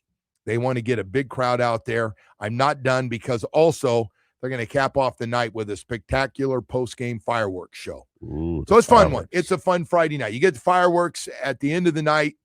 Hopefully have a really good baseball game, and you get that bobblehead. So welcome to the new season of the Marlins baseball. Get those tickets. If you don't win them here, go to marlins.com/opening day. I always say the marketing department is doing everything they can to make it more attractive for people to have reason to go out to the ballpark. Anyway, so we wanted to get that out of the way. World Baseball Classic, we talked about from last night. It's a great event. They hit a home run on it. They hit a home run. Honestly, they could take a few teams out of it, and it would be okay. But Italy was also a really good story this year.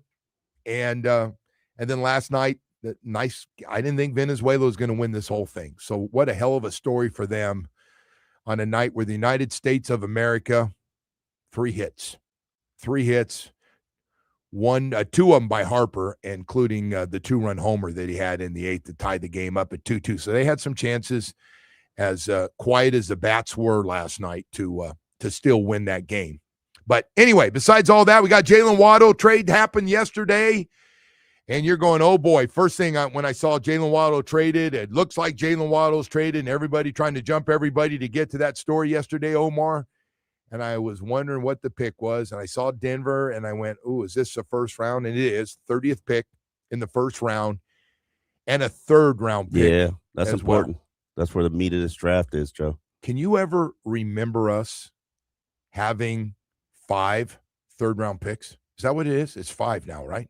No, it's 4 3rd-round picks. Excuse me. I can't remember. That's a lot of 3rd-round picks, and those are good picks. Those are good picks. 75, 87, 90, and 94. Listen, that's the back end of the second day, and that's where you better take everybody you like, because it ain't gonna be there in the 4th round. Yeah. So you better. Days 1 and 2 are going to be big for this team. They're going to have 2 first-round picks, and they have the 2nd-round pick, and then, as you said, 4 3rd-round picks. Hey, they may have more before we get there. That should be 7 starters. Not right away. Not right away. But 7 we saw last year with this draft class, including the quarterback, they had damn near everybody playing by the end of the year, or at least in the rotation that was. Stop it, Joe. Playing. Stop it. Who from last year's draft class is a dog, a stud, somebody I could rely on 3 years from now? I just going to say this only because I've been through it, and you can disagree with it from where you're coming from. Everybody gets better, or most guys get better from year 1 to 2. Okay, that's more cool. Experience. Did you Chop got Robinson? That work in? No. Okay, thank you. There's no guarantee on any of these. Patrick Paul got a lot better. He got enough playing time to come in. Oh day God, 1. yeah, that was. I mean, that's yeah. You got me. Hey on man, that. and I'm not, and I know everybody's kind of beating up on Chop right now. I hope it works out. We need him. Yeah, we need him. Because I know what people are saying. Hey, why are we surprised? He had no stats his last year in college. Absolutely None didn't. at all. None. Zero. And that's what he looked like last year. That's what he did. Look, he certainly did. And we haven't seen him set the edge yet. Been 2 years. So it'll be interesting to see. Probably going to be the starter unless he's really bad. To see how they use him to try to get the most out of him. You say probably going to be the starter, and this is where I disagree with you in regards to what scheme they're running. He's starting 4-3-N? Is he? Because I don't see that. He may, if he doesn't do a better job against the run, he may be a 3rd down specialist if they move around. He's a Sam linebacker. But that's the job of the defensive coordinator. Exactly. That's like Bobby Slowick's job. You're now the offensive coordinator. It is his job, no matter who they draft, or with the thoughts when they do make the draft, to help Malik Willis get the most out of him. I don't want to sit here in a year at the end of next year not having any idea on how good Malik Willis is, just because of all these changes. And honestly, for the other one everybody's been asking me about, I don't give a crap what Tua does in Atlanta. I really don't. Like, well, who's going to have a better year? You can't say Malik that at the break. You can't say that at a break and just walk away. I can't after you told me I got to go to break. Hey, Chill Zone. Woo, man, it's nice and cool at my house. That's right. Oh, Chill Zone came out. Chill Zone Air Conditioning Company. Hey, man, I got to tell you, I think it all starts with whoever runs a company. I mean this, and I'm not taking shots at anybody. I know some of my friends think I'm taking shots at some other people, and I'm not. But I got to tell you, man, the president of Chill Zone Air Conditioning, Melissa De Verona, family owned and operated. She takes the calls. She handles everything. The crew's going out, whether you need a new air conditioning unit, whether the one you have just needs repairs or even duct cleaning. She's got different trucks going out for different things all over South Florida. And you're getting it from her. She thinks service is important, being on time. What you say you're going to do, you do. And you tell the truth when you do go out and evaluate something to fix it. You don't tell somebody they need a new air conditioning unit when the one they have can be fixed. And I got to tell you, man, President Melissa De Verona is special. You're going to like dealing with her. That's who you'll call. She'll take the call and get it started. A lot of people out there looking for an air conditioning company. It's going to start warming up here pretty soon. And when it does, and you want somebody to cover all South Florida, and you want to be able to talk to the main person, she's wonderful, knowledgeable, and ready to make sure. Family owned and operated, and going to do a great job for you. Matter of fact, call 786-378-2778. Tell them you heard it right here on 104.3 WQAM. It's chillzoneac.com. You can learn more about them. It's Chill Zone Air Conditioning. Keep that house cool all summer. Let Melissa and her team help you. WQAM broadcasting live.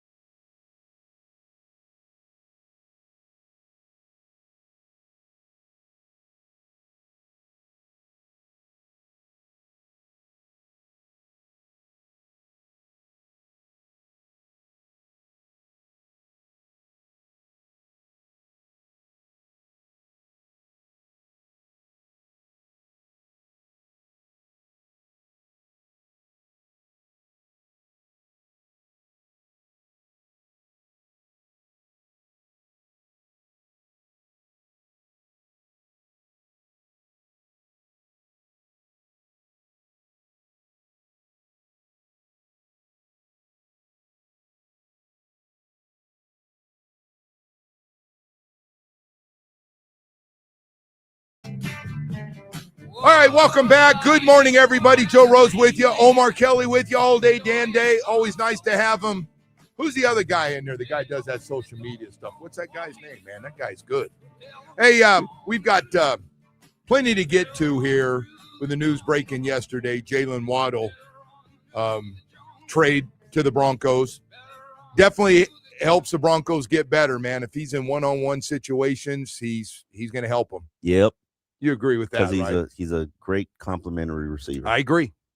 And if you play him one-on-one, you play him one-on-one, he's going to beat you. He's going to get his share of wins, and he's with his best friend. You know, that's funny. That's hilarious. He is with his best friend. Did you see the video Yeah, clip? but that was all BS. Those guys are roommates. That's their personality, and that's the thing I tell people. That's really Everybody Jaylen Waddle's saw personality, and you don't know it. Yeah.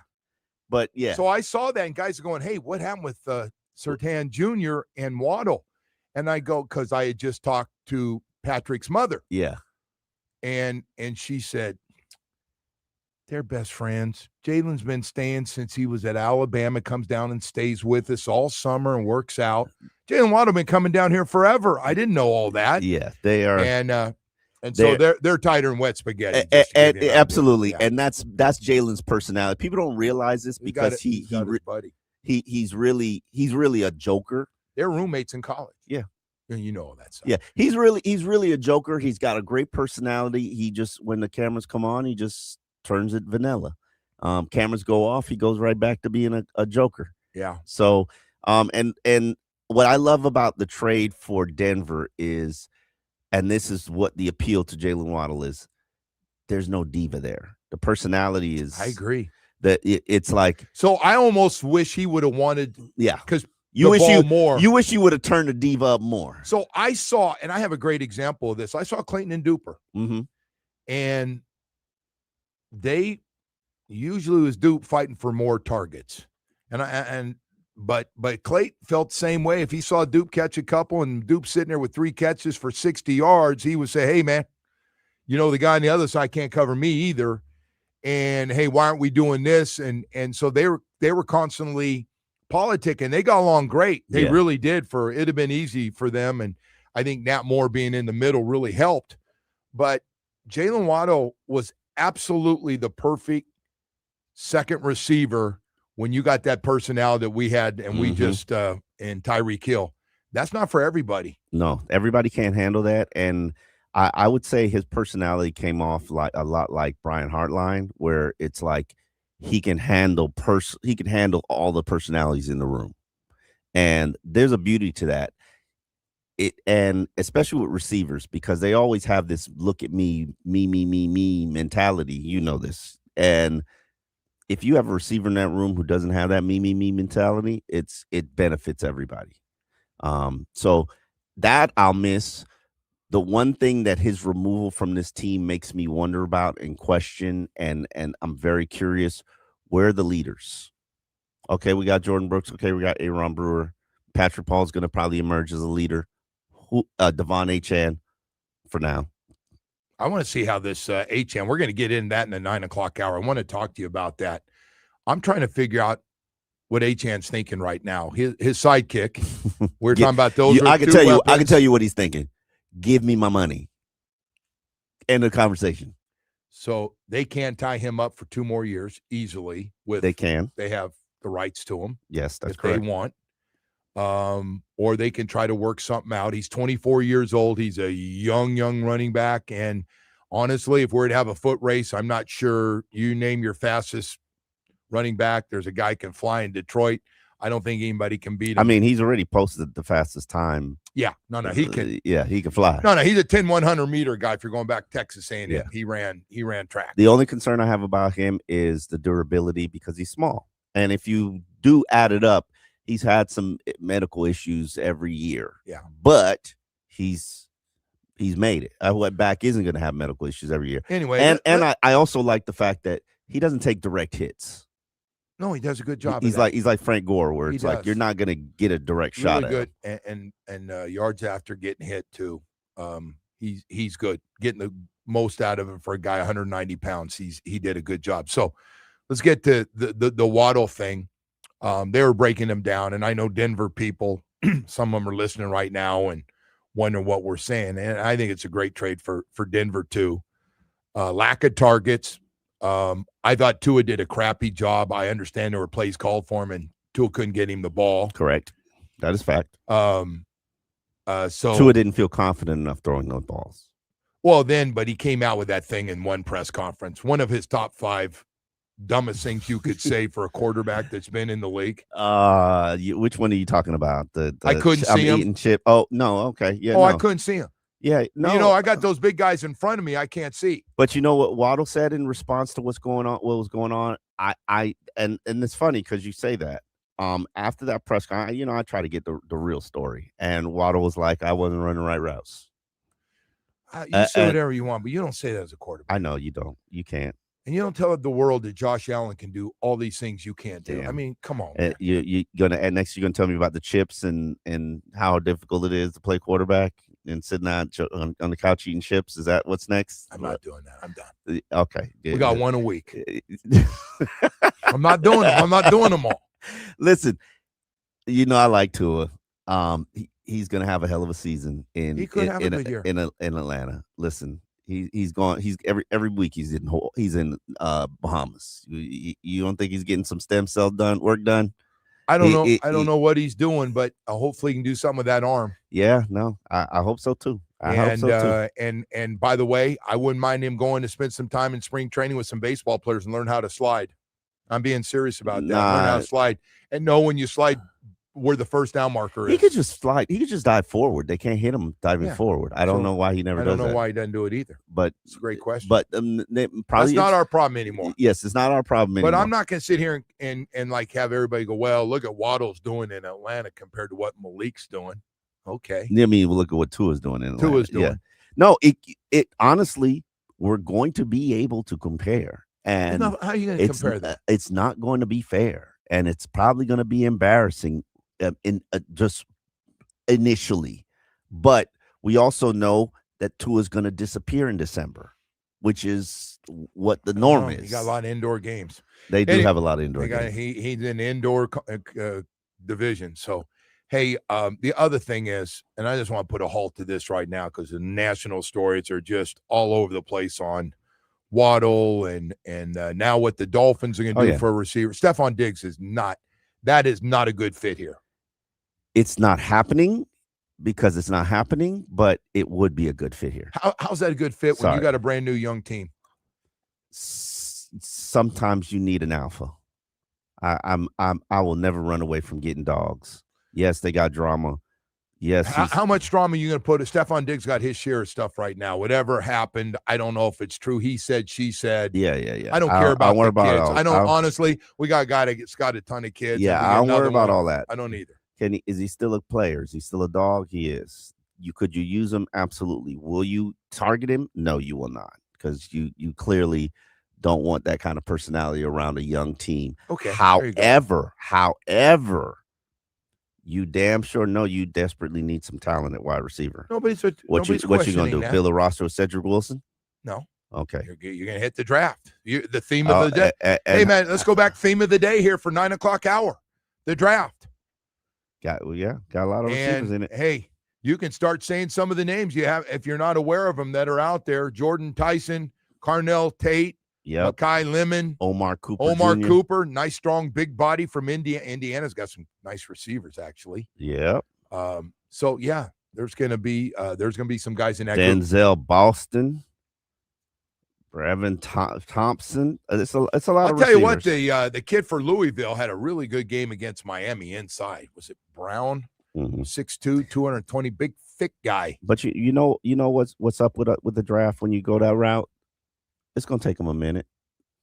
They haven't faced a lot of press coverages and said that with everybody. I know you're right. Not everybody, and you've already decided here. No, in the 8:00. I know you already decide how good last year's draft class is. Yeah, because they played a lot and they weren't good. Were they?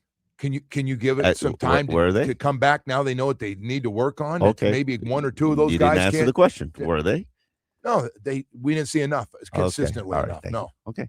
I agree. I was just checking. I've been first to say we got to see more out of that draft class. That draft class was average, Joe. Right. All right. Year one. Oh, okay. But you can't just after 1 year decide this is the best they're all going to be. Listen. As Parcells said, I'm going to do it to you. I'm going to do it to you. If the puppy don't bite, he ain't going to bite as a dog. All right. That's good. I'm glad you remembered something that he said. That's good. We got 9 o'clock hour coming up. That was strong, man. That was strong. All right. Hey, I want to talk to you about Michael Kotze at Choice Mortgage. No, I'm not talking about defensive coordinator. I'm not talking about running the ball, throwing the ball, who you're going to draft. I'm talking about getting you a mortgage, man, and cleaning some things up. Hey, man, credit card debt right now, you got it. You're upside down, 19, 20% a month, and you're going, I can't catch up. How about some consolidation, huh? Let Michael Kotze help you with that. Behind in property taxes, HOA dues, assessments, judgments, liens, that's going on. I got an idea for you. One of the most popular mortgages we have, especially if you're 62 or older, and you got a lot of equity in your home, is a reverse mortgage. And Michael Kotze's so good at getting them. You get all that equity out of your home, get some things paid off. How about that nice vacation here as you get closer to retirement, being able for you and the wife to go take a nice trip. First-time homebuyer programs, little money down. Also, a Michael Kotze special. It's about getting you approved quickly, getting you the lowest possible rates to save money, and making it affordable, just giving you so you can breathe again in your life. You're living in a condo and all these things are happening to you, man. Go to Google reviews on the web, Choice Mortgage reviews, saying a lot of nice things about Michael Kotze and the great work he's done for 30-plus years at Choice Mortgage. He has no life. Works 7 days a week. Call or text him. Any questions you have, get the process started, get that paperwork done. And like I said, it happens fast. 561-441-2730. That's 561-441-2730. Remember the name. It's Michael Kotze at Choice Mortgage, MLS 166254. Rates and terms subject to change daily without notice. He's an equal housing lender.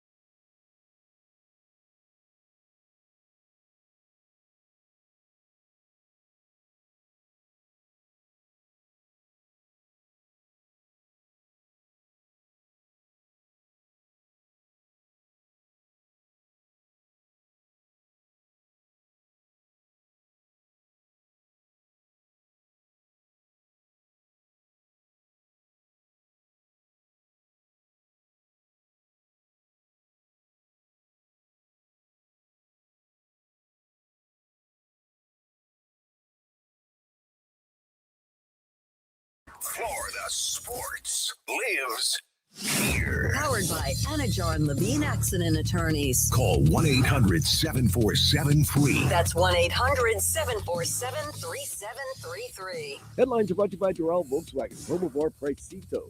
Lowest price. Visit us at Doral Volkswagen or DoralVolkswagen.com. The Dolphins traded Jaylen Waddle to the Broncos. They got a first, third, and fourth round pick. The Dolphins will send a fourth round pick back to the Denver Broncos. Venezuela defeated the United States 3-2 in the World Baseball Classic final last night. The Heat fell to the Hornets 136-106. The Panthers lost to the Vancouver Canucks 5-2. And Inter Miami faces Nashville SC at 7 o'clock tonight in CONCACAF Champions Cup play. I am Dan Day. Now back to the Joe Rose Show here on 104.3 FM WQAM.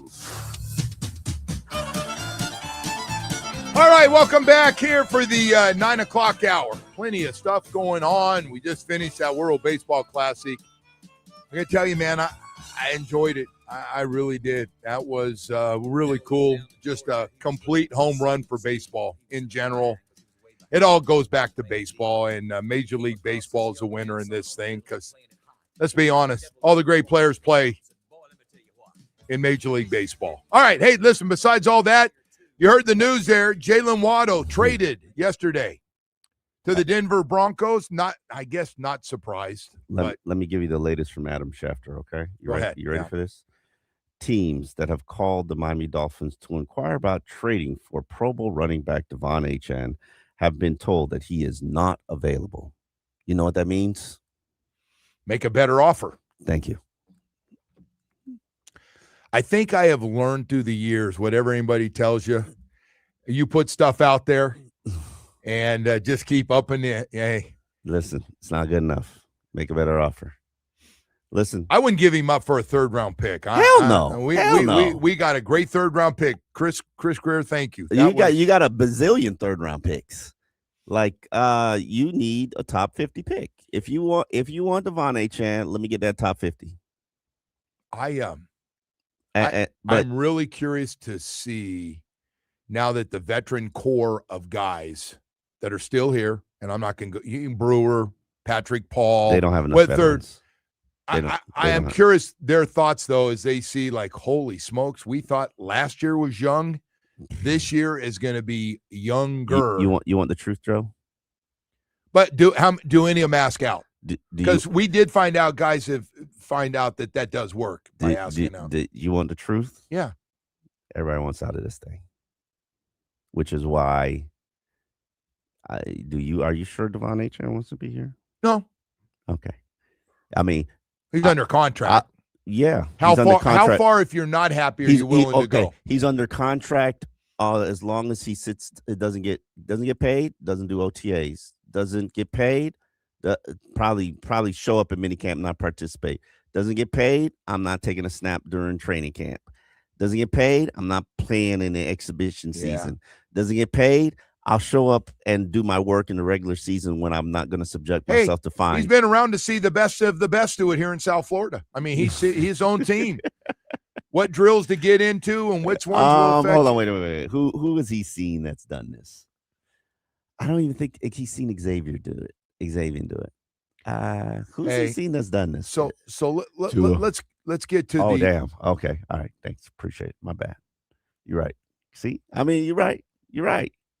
So Zach did it. Zach did it too. And Zach did it too. And I got to tell you one thing, John Eric Sullivan, and I think they're not just going to give in to everybody that. Okay, but is this the guy that you take a hardline stance on?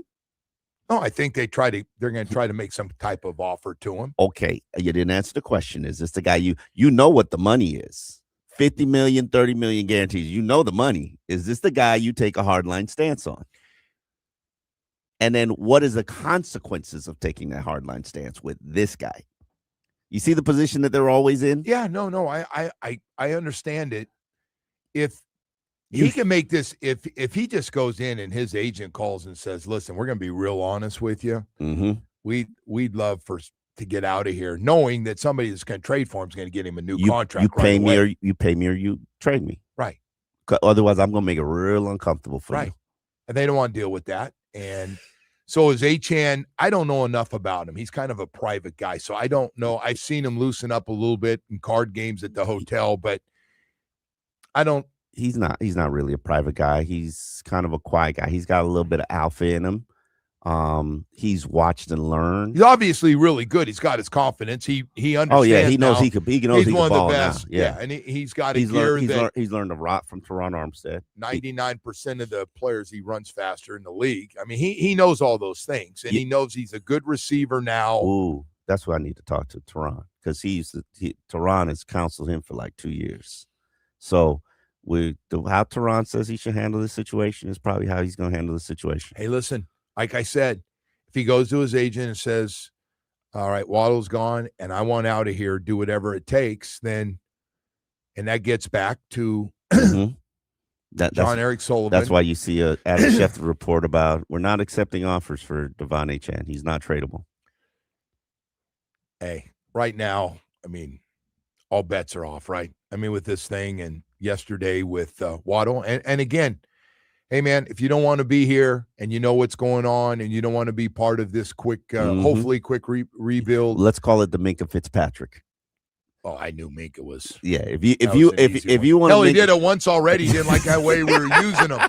Hey, but to end up with the Jets, he got his guaranteed money behind it. Come on, Minkah cares about winning. To go to the Jets, like, come on, Minkah, the Jets.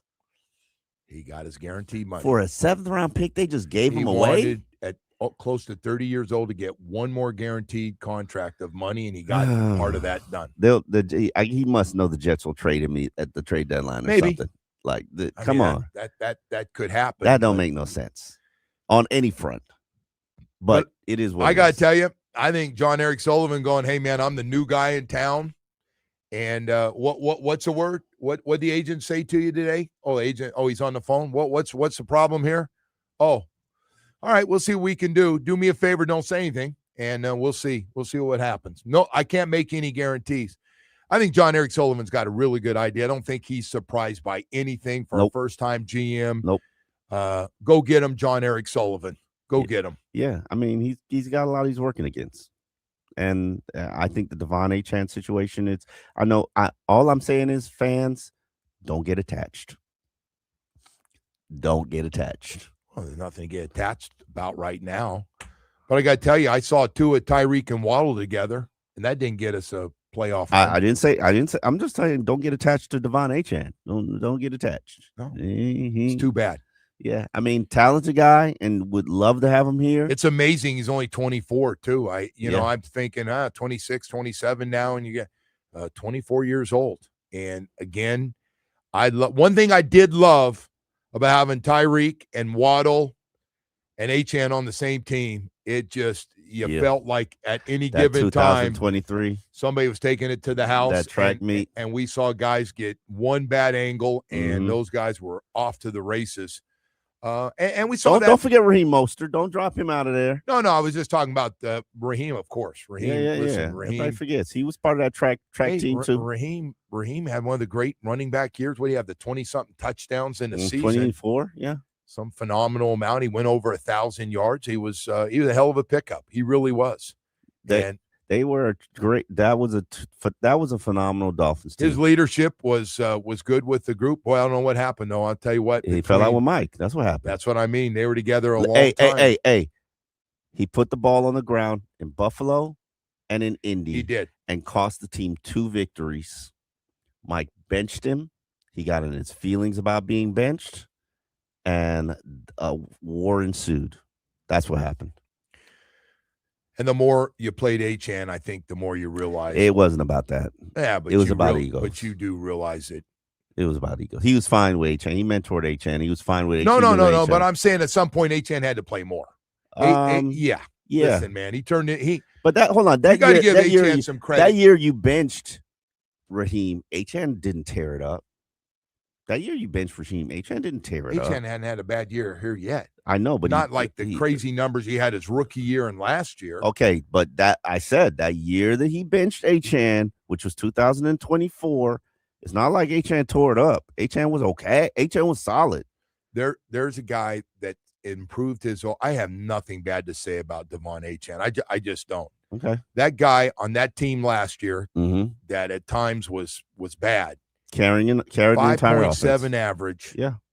67 receptions. He made himself into a really good wide receiver catching the ball. It would be nice if a team actually had receivers that they could throw to instead of throwing it to a back. But I understand what you're saying.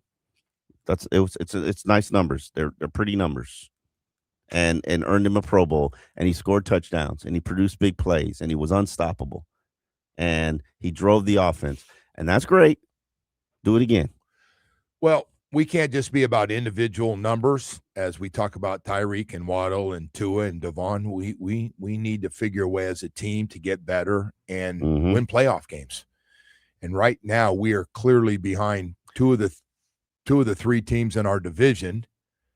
Let me ask you this question: when this team finally is good and they get to the point where they build it back, and I'll be out of here. What? I'm serious. I know. I'm not lying. Every year I got to convince you not to leave. What are you talking about? I'm going to be in Lake Tahoe at some point in my life, man. I'm going to Lake Tahoe. I'm going to be there. You could go right now for the summer and come right back when it's work time. A little cold up there right now, but I'm a summer Tahoe guy. Yeah, okay. And if the wife decides she can't do it, then we're going to have to be married 3,000 miles away from me. She's a South Florida girl. She ain't leaving. You ain't doing that. Here's my point to you. When they build it back, and they finally have a good team, where's Devon Achane going to be? Oh, not here. So trade him now. Got to get the right pick. Yeah. And that's why you tell Adam Schefter, he's off the table. No, we're not accepting offers. He might have just done the team a favor right there. That might have been a team favor. You think? You think that's how it works, Joe? Oh, no, listen, the whole thing with Florio and Schefter recently has been that was cute. Great. I like it. Florio called out like Schefter does favors, and he did one for Drew Rosenhaus. Who the hell doesn't know Schefter does favors? Right. Well, a lot of people didn't know. Okay, because they're just not in the business. Right. Like, they're just following. He's got 13 million followers, and Florio's like, look at, and now he's going after me, which says I hit a nerve. Yep. And he's going on shows. He's going on the McAfee show. And let me tell you, everybody knows your game, and I'm here to expose you one more time. Wow. I didn't know it got that deep. Oh, yeah. Okay. Oh, yeah. Hey, we got to go to break here. Hey, man, I hope, just for the record, Devon Achane stays. I like watching really good players. You already answered your own question, Joe. But I am worried about this. Why would I not after he's looking, going, look at, I'm a better player than, I'm better at what I do than Waddle is right now. They got rid of him. And it's going to make it a lot harder for me. I don't got Waddle. I don't have an offensive line. I don't have a defense. And I'm trying to get paid. You better pay me now, because I ain't waiting to have 8 men in the box all season. I am so burned out after all those guys got those extensions. And if that's your attitude, then trade me now. I am so over that. You're going to take a hardline stand right now. This would be the guy that should get it. Okay, all right. That's what I was saying. You either pay me now, getting paid, or move me now. All right. You have no choice. You have two choices. I understand. And I'm guessing he's not real happy. You're between a rock and a hard place. You got two choices. The only thing that make him happy right now to stay here is to be money. The highest paid running backs. He's not going to be the highest paid, but I said one of the higher paid. Yeah. Top five. He wants some of that Buffalo money. He just saw he wants $1 more than that Buffalo money. All right. Hey, right now I want to talk to you about Atlantic Men's Clinic, ED and Low T. How you doing on ED and Low T? You don't have that problem. Well, I'm good, Joe. Okay. I'm good. It's just me then that had that damn problem. I got to tell you something, man. You see my talent. I got to perform for that. Okay. I know we're going to get into performance, Atlantic Men's Clinic. That was Omar, by the way, and I got to tell you, I did have ED and Low T, man, and I got to tell you, it made me feel a lot better when I found out it's going to happen to every guy out there, including Omar at some point. You will have Low T, and ED will kick in. And that one night when you think everything's so wonderful and nothing's working, you're going, oh, boy, I have a problem. This is not the first time. When it happens, it sure is nice to have Atlantic Men's Clinic. Whether it's your energy levels way down, you're tired all the time, you notice you've been spending more time at home doing nothing, and now you're gaining weight because that wife of yours is a really good cook. I gained 25 pounds. She was such a good cook. And I was like, boy, this is not good for the blood pressure, not good for anything else I'm dealing with right now. And Atlantic Men's Clinic, thank you so much. It worked. It was unbelievable. I can't thank you enough. I went to Atlantic Men's Clinic. I got all the testing done, the PSA test, and everything else. They put me on a program for me, and I got great results so fast, and I want to share everybody. Energy level back, weekends a lot more active, and ED is gone. Yeah, it's good news for me, man. Weekends are back the way it used to be, and I want to tell everybody you can have the same results. 877-455-7300. You got to set up the first appointment. 877-455-7300, or visit AtlanticMen'sClinic.com. Atlantic Men's Clinic, guys, it works. Set up that first appointment. Unbelievable.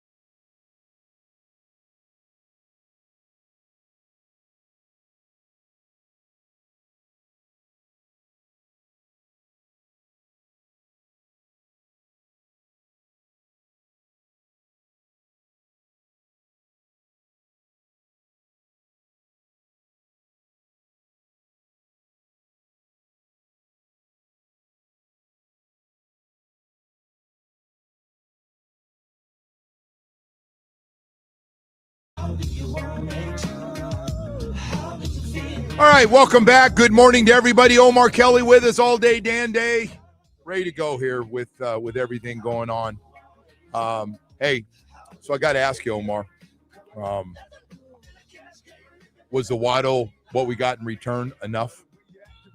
The 30th pick in the first round and another third round pick, and then a swap of the fourth. You got a fourth with and a switch with fourth. Yes. If you go by the Jimmy Johnson trade value chart, which are they still going the Jimmy Johnson one? I thought the Jimmy Johnson thing might be outdated. No, it's still good. Still good. I mean, math is math, man.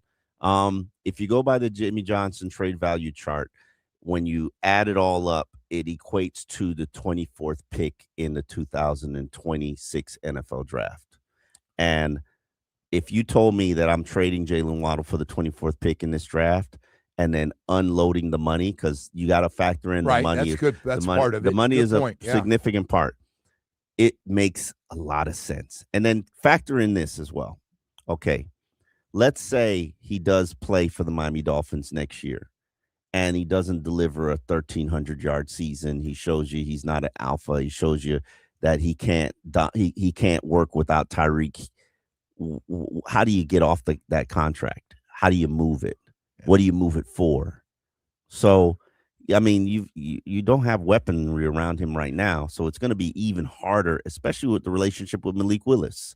It's not like he's going to Denver where there's a team of talent around him. Yeah. Like right now, Waddle's got to be the most fired up guy in the world. He's going to a team that was absolutely starting quarterback away from going to a Super Bowl.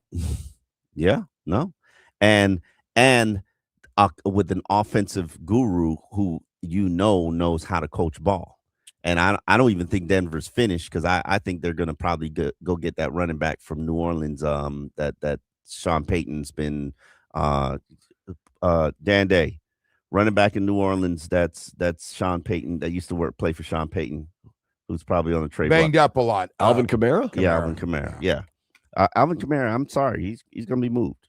I'm not naive. I know how the game's played. I know what he has left in a tank. Yeah, I know, but for a platoon guy, he can help you out. Not to say that this is going to be the right answer for Denver, because I don't think Denver's as close as people. I think they got very lucky last year. I think so did New England. I think they got very lucky. Oh yeah, come on, man. What? Miami should have beat New England in week 2. I'm not talking about New England. Denver? Yeah, man. How many fourth quarter games did they win? So, like Kansas City did the year before. Come on, man. That's a lot of luck, man. That's a lot of luck. That's not a good team. I disagree. They got a well-coached team. You want to talk about New England? I think New England's better than Denver. And New England got lucky.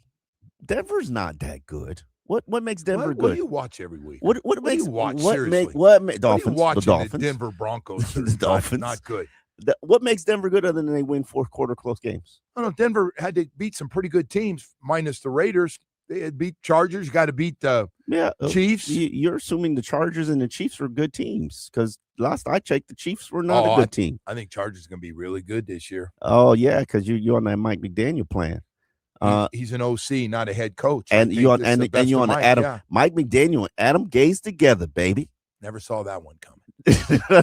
that's they're by the way, they are different cats now. They are two completely different cats. Might have lived fairly within a mile or two of each other. I wonder if they're friends. I don't know. I honestly don't know enough. I have no idea. That fraternity's pretty small, but I'm not sure about that. I think Gase can learn a lot from Mike. I really do. Mike is brilliant. And I'm not gonna. Yes, Mike's got some things to work on though too. He does, but he don't. You better change your fundamental if you're going to be a head coach again about some of the things you do. You got to be in people's. You better strengths. Stop the teammate stuff. Stop with it. There's no teammates. I believe in his approach. I just think he needs to be more confrontational and not run from confrontation. That's not his personality. I know, but and then by the way, all the guys he thinks are his friends, when he has to give him bad news, are all pissed at him. Yeah, exactly. That's why you can't do it. You're right. You're absolutely right. Because Tua should be the most thankful person in the world to him, and Tua probably right now hates him. You got every time your bank account clears, you should say thank you, Mike. You're right, and as I always say, nobody loved Tua like Mike more McGuire. than Mike. Except for his parents. Not even his parents. Not even his parents. Nah, his parents loved him that much. But sounded good when I say that. Yeah, Mess it up when but I say that. every time you get one of those $54 million in your bank account on a Tuesday, Oh, that's Mike 100%. Say thank you, Mike. And Mike's one of the few guys. Because Chris Gray didn't want to do that deal, right? I don't know. Oh, I know that. I don't know. Apparently, you've talked to everybody in the organization. Chris Gray didn't want to do that deal. Mike twisted the owner's arm. And Chris did what Chris does, which is, all right. Am I going to keep my job? Okay, yeah, I'll do it. All right. Yeah, I got you. See, it was the Chris Gray special, which is, okay, whatever you want. I don't know, man. I don't honestly. I don't even want to know because everybody's got a different story about everything that happened. I don't collect the stories after the fact. I collect them in the moment, so that when the stories change after the fact, I can sit there. Chris never told you that. You don't know that. Chris did not want to do that deal. Chris was the hang up on why that deal never got done, and when Mike got involved, because it was going to impact Mike's offense and impact the team season, and twisted the owner's arm about, this is the market. Let's give him what the market is. I'm pretty sure he's not going to, it's going to hold us back, and we can make one more run in 2024. Deal got done. And I'm just shaking my head. I just don't. I don't want to. I'm sick of ripping people. Neither one of those guys are my favorite people that you just mentioned. So I have nothing good to say. They're fine. They're fine people. And Mike is a really good guy and a really good coach. I'm talking about that. I'm talking about the business part of it, just like players. Oh, like that's it. Yeah, Dolphins suck at the business. I'm sick of hearing about some guy's a good guy and sucks at what he does. Seriously, I don't want to talk about that. Because I am not talking about that. It just gets me. Hey, and I don't want to do that. And if you got good information, then good. Please don't share it with me anymore, though, on that topic. Thing's done. Hey, we got some tickets to give away for the Marlins to the opener, man. I didn't realize we are ready to go on that bad boy. And what do you want to do there before we go to break? You think in caller number 3 today? That's amount of strikeouts that Judge had yesterday in the game. 3 strikeouts. Yeah. Let's do that. Okay. How about that? And by the way, I want to let you know we got those are for opening night, March 27th at 7 o'clock. First 25,000 fans through the gates will receive first ever Marlins opening day bobblehead featuring Kyle Stowers, presented by ADT. And then on top of that, fireworks at the end of the night. And if you don't have tickets, and we're going to give away 2 right now, but you can always get your tickets at marlins.com/opening day. Caller number 3 in honor of Aaron Judge striking out 3 times in the biggest game. He loves the World Baseball Classic. He said how big it was. You don't want to strike out 3 times in the game's the biggest one you played in. We'll be right back. If you leave, you know what you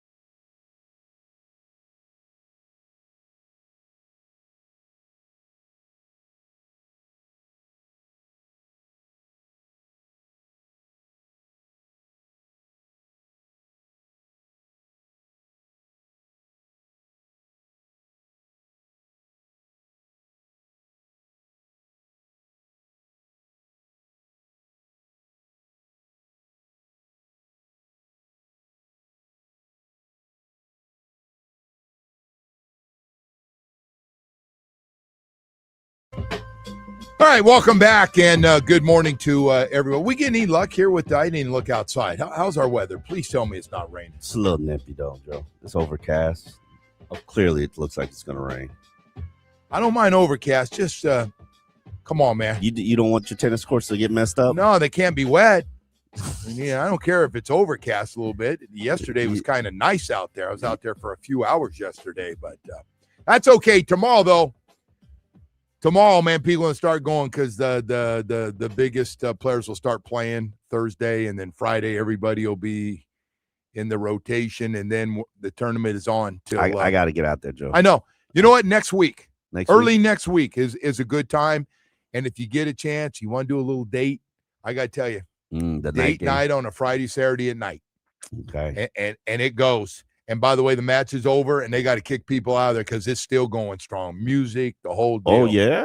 Oh, no, it's nice. Good food. I know they got good food. I know I've been there for the food. So, yeah. They got a little bit of everything. Yeah. You go around the world on Listen, that food they have out there. Tom Garfinkel knows how to throw an event. Let's just put it that way. Oh, yeah. Tom, by the way, that is Tom's baby. You're right. Tom does things first class, always. Tom's got Chris over there running it, and he's got a great staff, and they're good. But you're right. He's got that F1. Oh, yeah. And that F1's next. Miami Open is rolling. Matter of fact, I saw they had the days on the billboard today. What I see, 33 days. I don't want to say how many days. Seem like they're working on that, though. No. Yeah. One thing about that piece of property, it's always got something going on. Mm-hmm. It doesn't go too many days without something's going on. They just had Jazz in the Gardens last week. You're right. They did have that. I saw that. Did you Absolutely. go? No, I did not.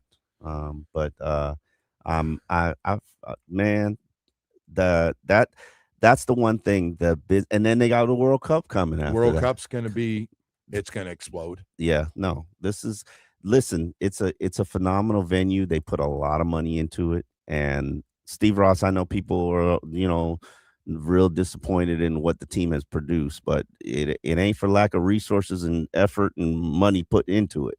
You just got to get the hiring right. Yeah, just the decision making, right? Yep. Well, listen, we got a new sheriff in town named John Eric Sullivan, and he was serious when he said, "I'm about drafting and keep developing and keeping."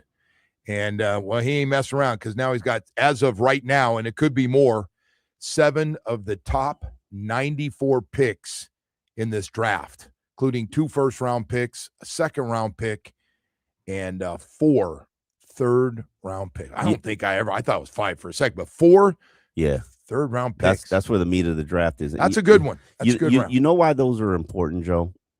Because when your roster salary-wise, finance-wise is good, when you're playing draft picks.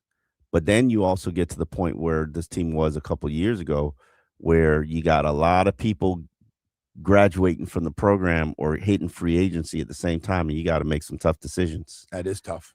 And you got to make the right ones. Unfortunately, this franchise, they didn't make the right one. They let that didn't go well either. No, they didn't go well. I mean, Christian Wilkins escaped. Rob Hunt escaped. What's going to happen with Christian Wilkins, by the way? I have no idea. He can't be done with football. That guy loved playing. I know he got a lot of money. He did love playing, but maybe he had a maybe he had a break. Maybe he had a mental psychotic break. And I don't want to say that about Christian, but Christian's got a good agent. So if he was in the market to play this year and was healthy, he'd have a job. Yeah. I have no idea what's going on. That guy went from the most durable human being. Yeah. Right? You could bend him over like for such a big guy and to see him get hurt with the Raiders. I don't like that they floated out all this inappropriate behavior stuff. That's not the Christian I know. And obviously that's kind of hurtful. And truthfully speaking, he's probably got a lawsuit against the Raiders. He's probably, once I give you $36 million, Joe, do you really need more? Not him. Yeah. Most frugal guy everywhere. He was a cheap bastard. Richmond Webb. Yeah. Another guy. We can go through the all frugal team. Yeah. I don't know. Your passion has to be in the game. And that's true. I just want him to be. I don't want him to. I want all. We weren't friends. He didn't like me. So, I know. Yeah. I had no reason to bring it up today. Yeah. Okay. But I still root for the guy. I still want him to do well. I still want him to be okay. You did get to him though. Yeah. I get to a lot of people, unfortunately, Joe. I don't even. And you don't even do it on purpose. I don't even do it on purpose. That's the funny thing. I don't even do it on purpose. I'm just me. So you asked me about Devon Achane, the next one up that we're all kind of curious. No matter what anybody's saying out there, on behalf of an agent or team or anything in between, what do you think? You notice Devon's real silent right now, right? Yep. Well, he's not going to talk.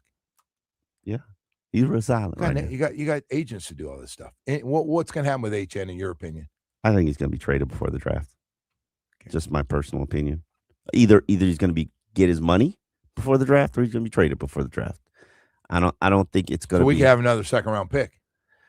Yeah, I don't necessarily know if that's the answer, but I also understand he's not taking a penny less than what he thinks he's worth, which is basically $50 million. Hey, man, I did notice one thing in the hotel. The guy walks and talks a little different now that he knows he's good. Oh yeah. Oh no. Yeah.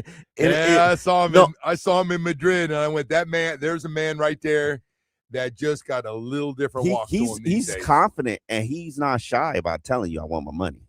Like he said that. He was saying that in November. Yeah, he said, "I'm no longer a third-round pick. I'm playing like a first-round pick, and I'm going to get paid. I'm carrying an offense. Give me my money." That's basically the conversation. But he's going to have the same fight that a lot of other running backs have had. Mm-hmm. That hey, you guys get hurt the most. You guys take a lot of hits. Yep.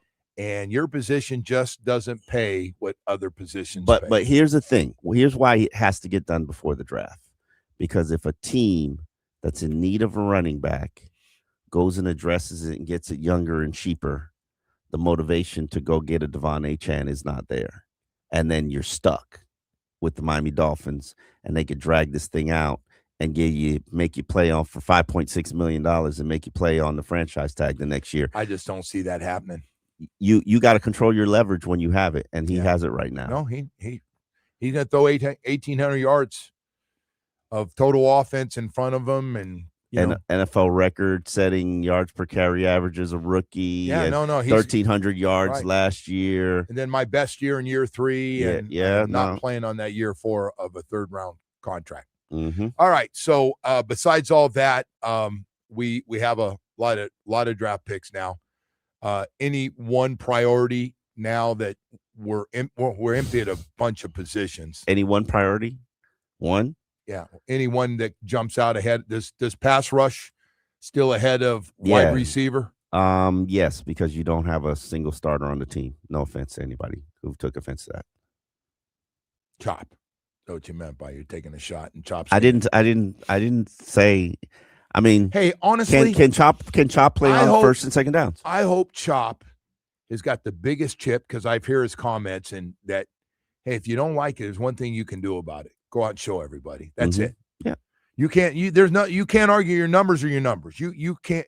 You know what people are saying. This is the same guy played at Penn State. Empty numbers. It ain't the numbers. It's the film. I'm sorry. You're a liability in the run game, which is why you haven't started many games here. And when you're engaged, you're engaged. That's Bo's thing. Conversation done. That's Bo's thing, is he gets locked up with these 340-pound deep offensive tackles. So what does he got to get? Bigger, stronger? No, I can't. That's sure he lifts weights. He looks physically as I mean, I don't know what muscular, physical guy. I don't know what you can do. And keep in mind, he's had 2 relatively healthy seasons, except for the concussions last year. So this isn't talent. This is ability. I mean, the one thing I had a major issue with, outside of the fact I don't draft people I don't draft anybody, but I don't like or advocate for people that don't have college stats. Sorry, no. If you can't produce on college, what makes me think you could? No, produce that was a knock. That was a knock, and I was on that. And then it looked like he broke out his rookie year. The second half, they moved him wide and gave him a 2-way go. Yeah, we can play the wide 9. He can play the wide 9, but you're right. A lot of people will not. Now, some guys went. Baldy loved him, but a lot of people said, "Hey, man, he didn't have any stats. That scares me." Like, total nothing. It was empty. That stat sheet for a guy that played all year. 15 tackles and 4 sacks. I know it. It's not. He made 19 plays. He made That's not good enough. There's too many plays in the game. You got to have more than that. The biggest concern that I had when he was in the draft process is he never bench pressed ever for anybody. So how do you draft a defensive end, a pass rusher that you don't know his upper body strength? Correct. Yeah. I don't know. I didn't know that. How do you do that? And that's why I had the conversation with you about a conversation I had with Chris Greer, lessons that he learned from Deion Jordan. And then he followed that up by drafting Charles Harris. That's that exact weeks later. And I was like, okay, you ain't learned nothing. And then followed Charles Harris up by drafting Chop Robinson. Like you ain't learned nothing. You ain't learned nothing. Hey, this is what we do as Dolphins. Yeah. We just keep making the same mistakes over and over again. Look, I know you're not going to hit on all your draft picks, but man, can't miss that bad. No, not when you got one of the first overall picks in a draft, and you just can't.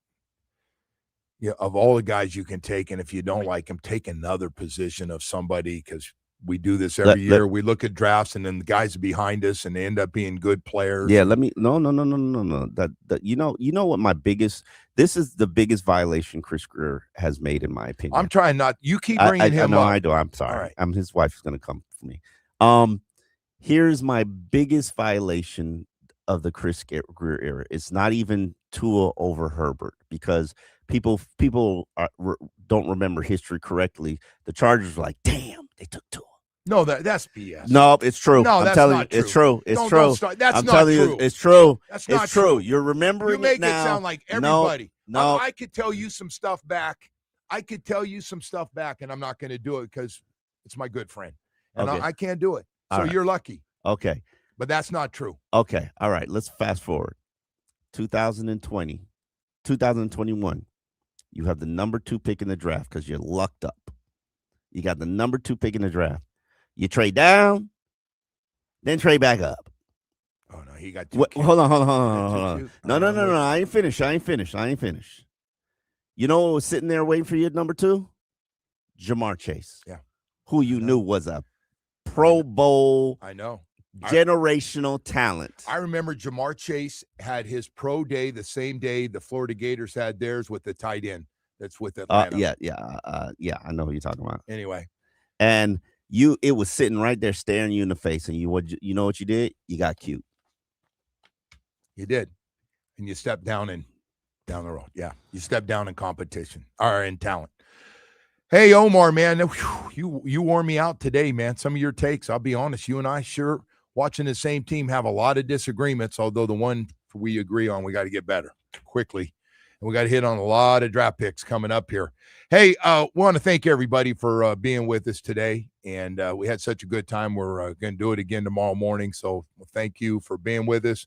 Omar, all day, Dan Day. Don't worry, all day. I'll call you ass if there's a problem. Jamie, thank you as always, brother, for being with us as well. Our Gator in the back there feels very good about his Gator basketball team. You didn't tell me he was a Gator. Nah, I got to like. Oh, no, this guy, there's a proud Gator right there. Back to back. Yeah, there you go. Oh, yeah, got a little shot in there. All right, have a great day, everybody.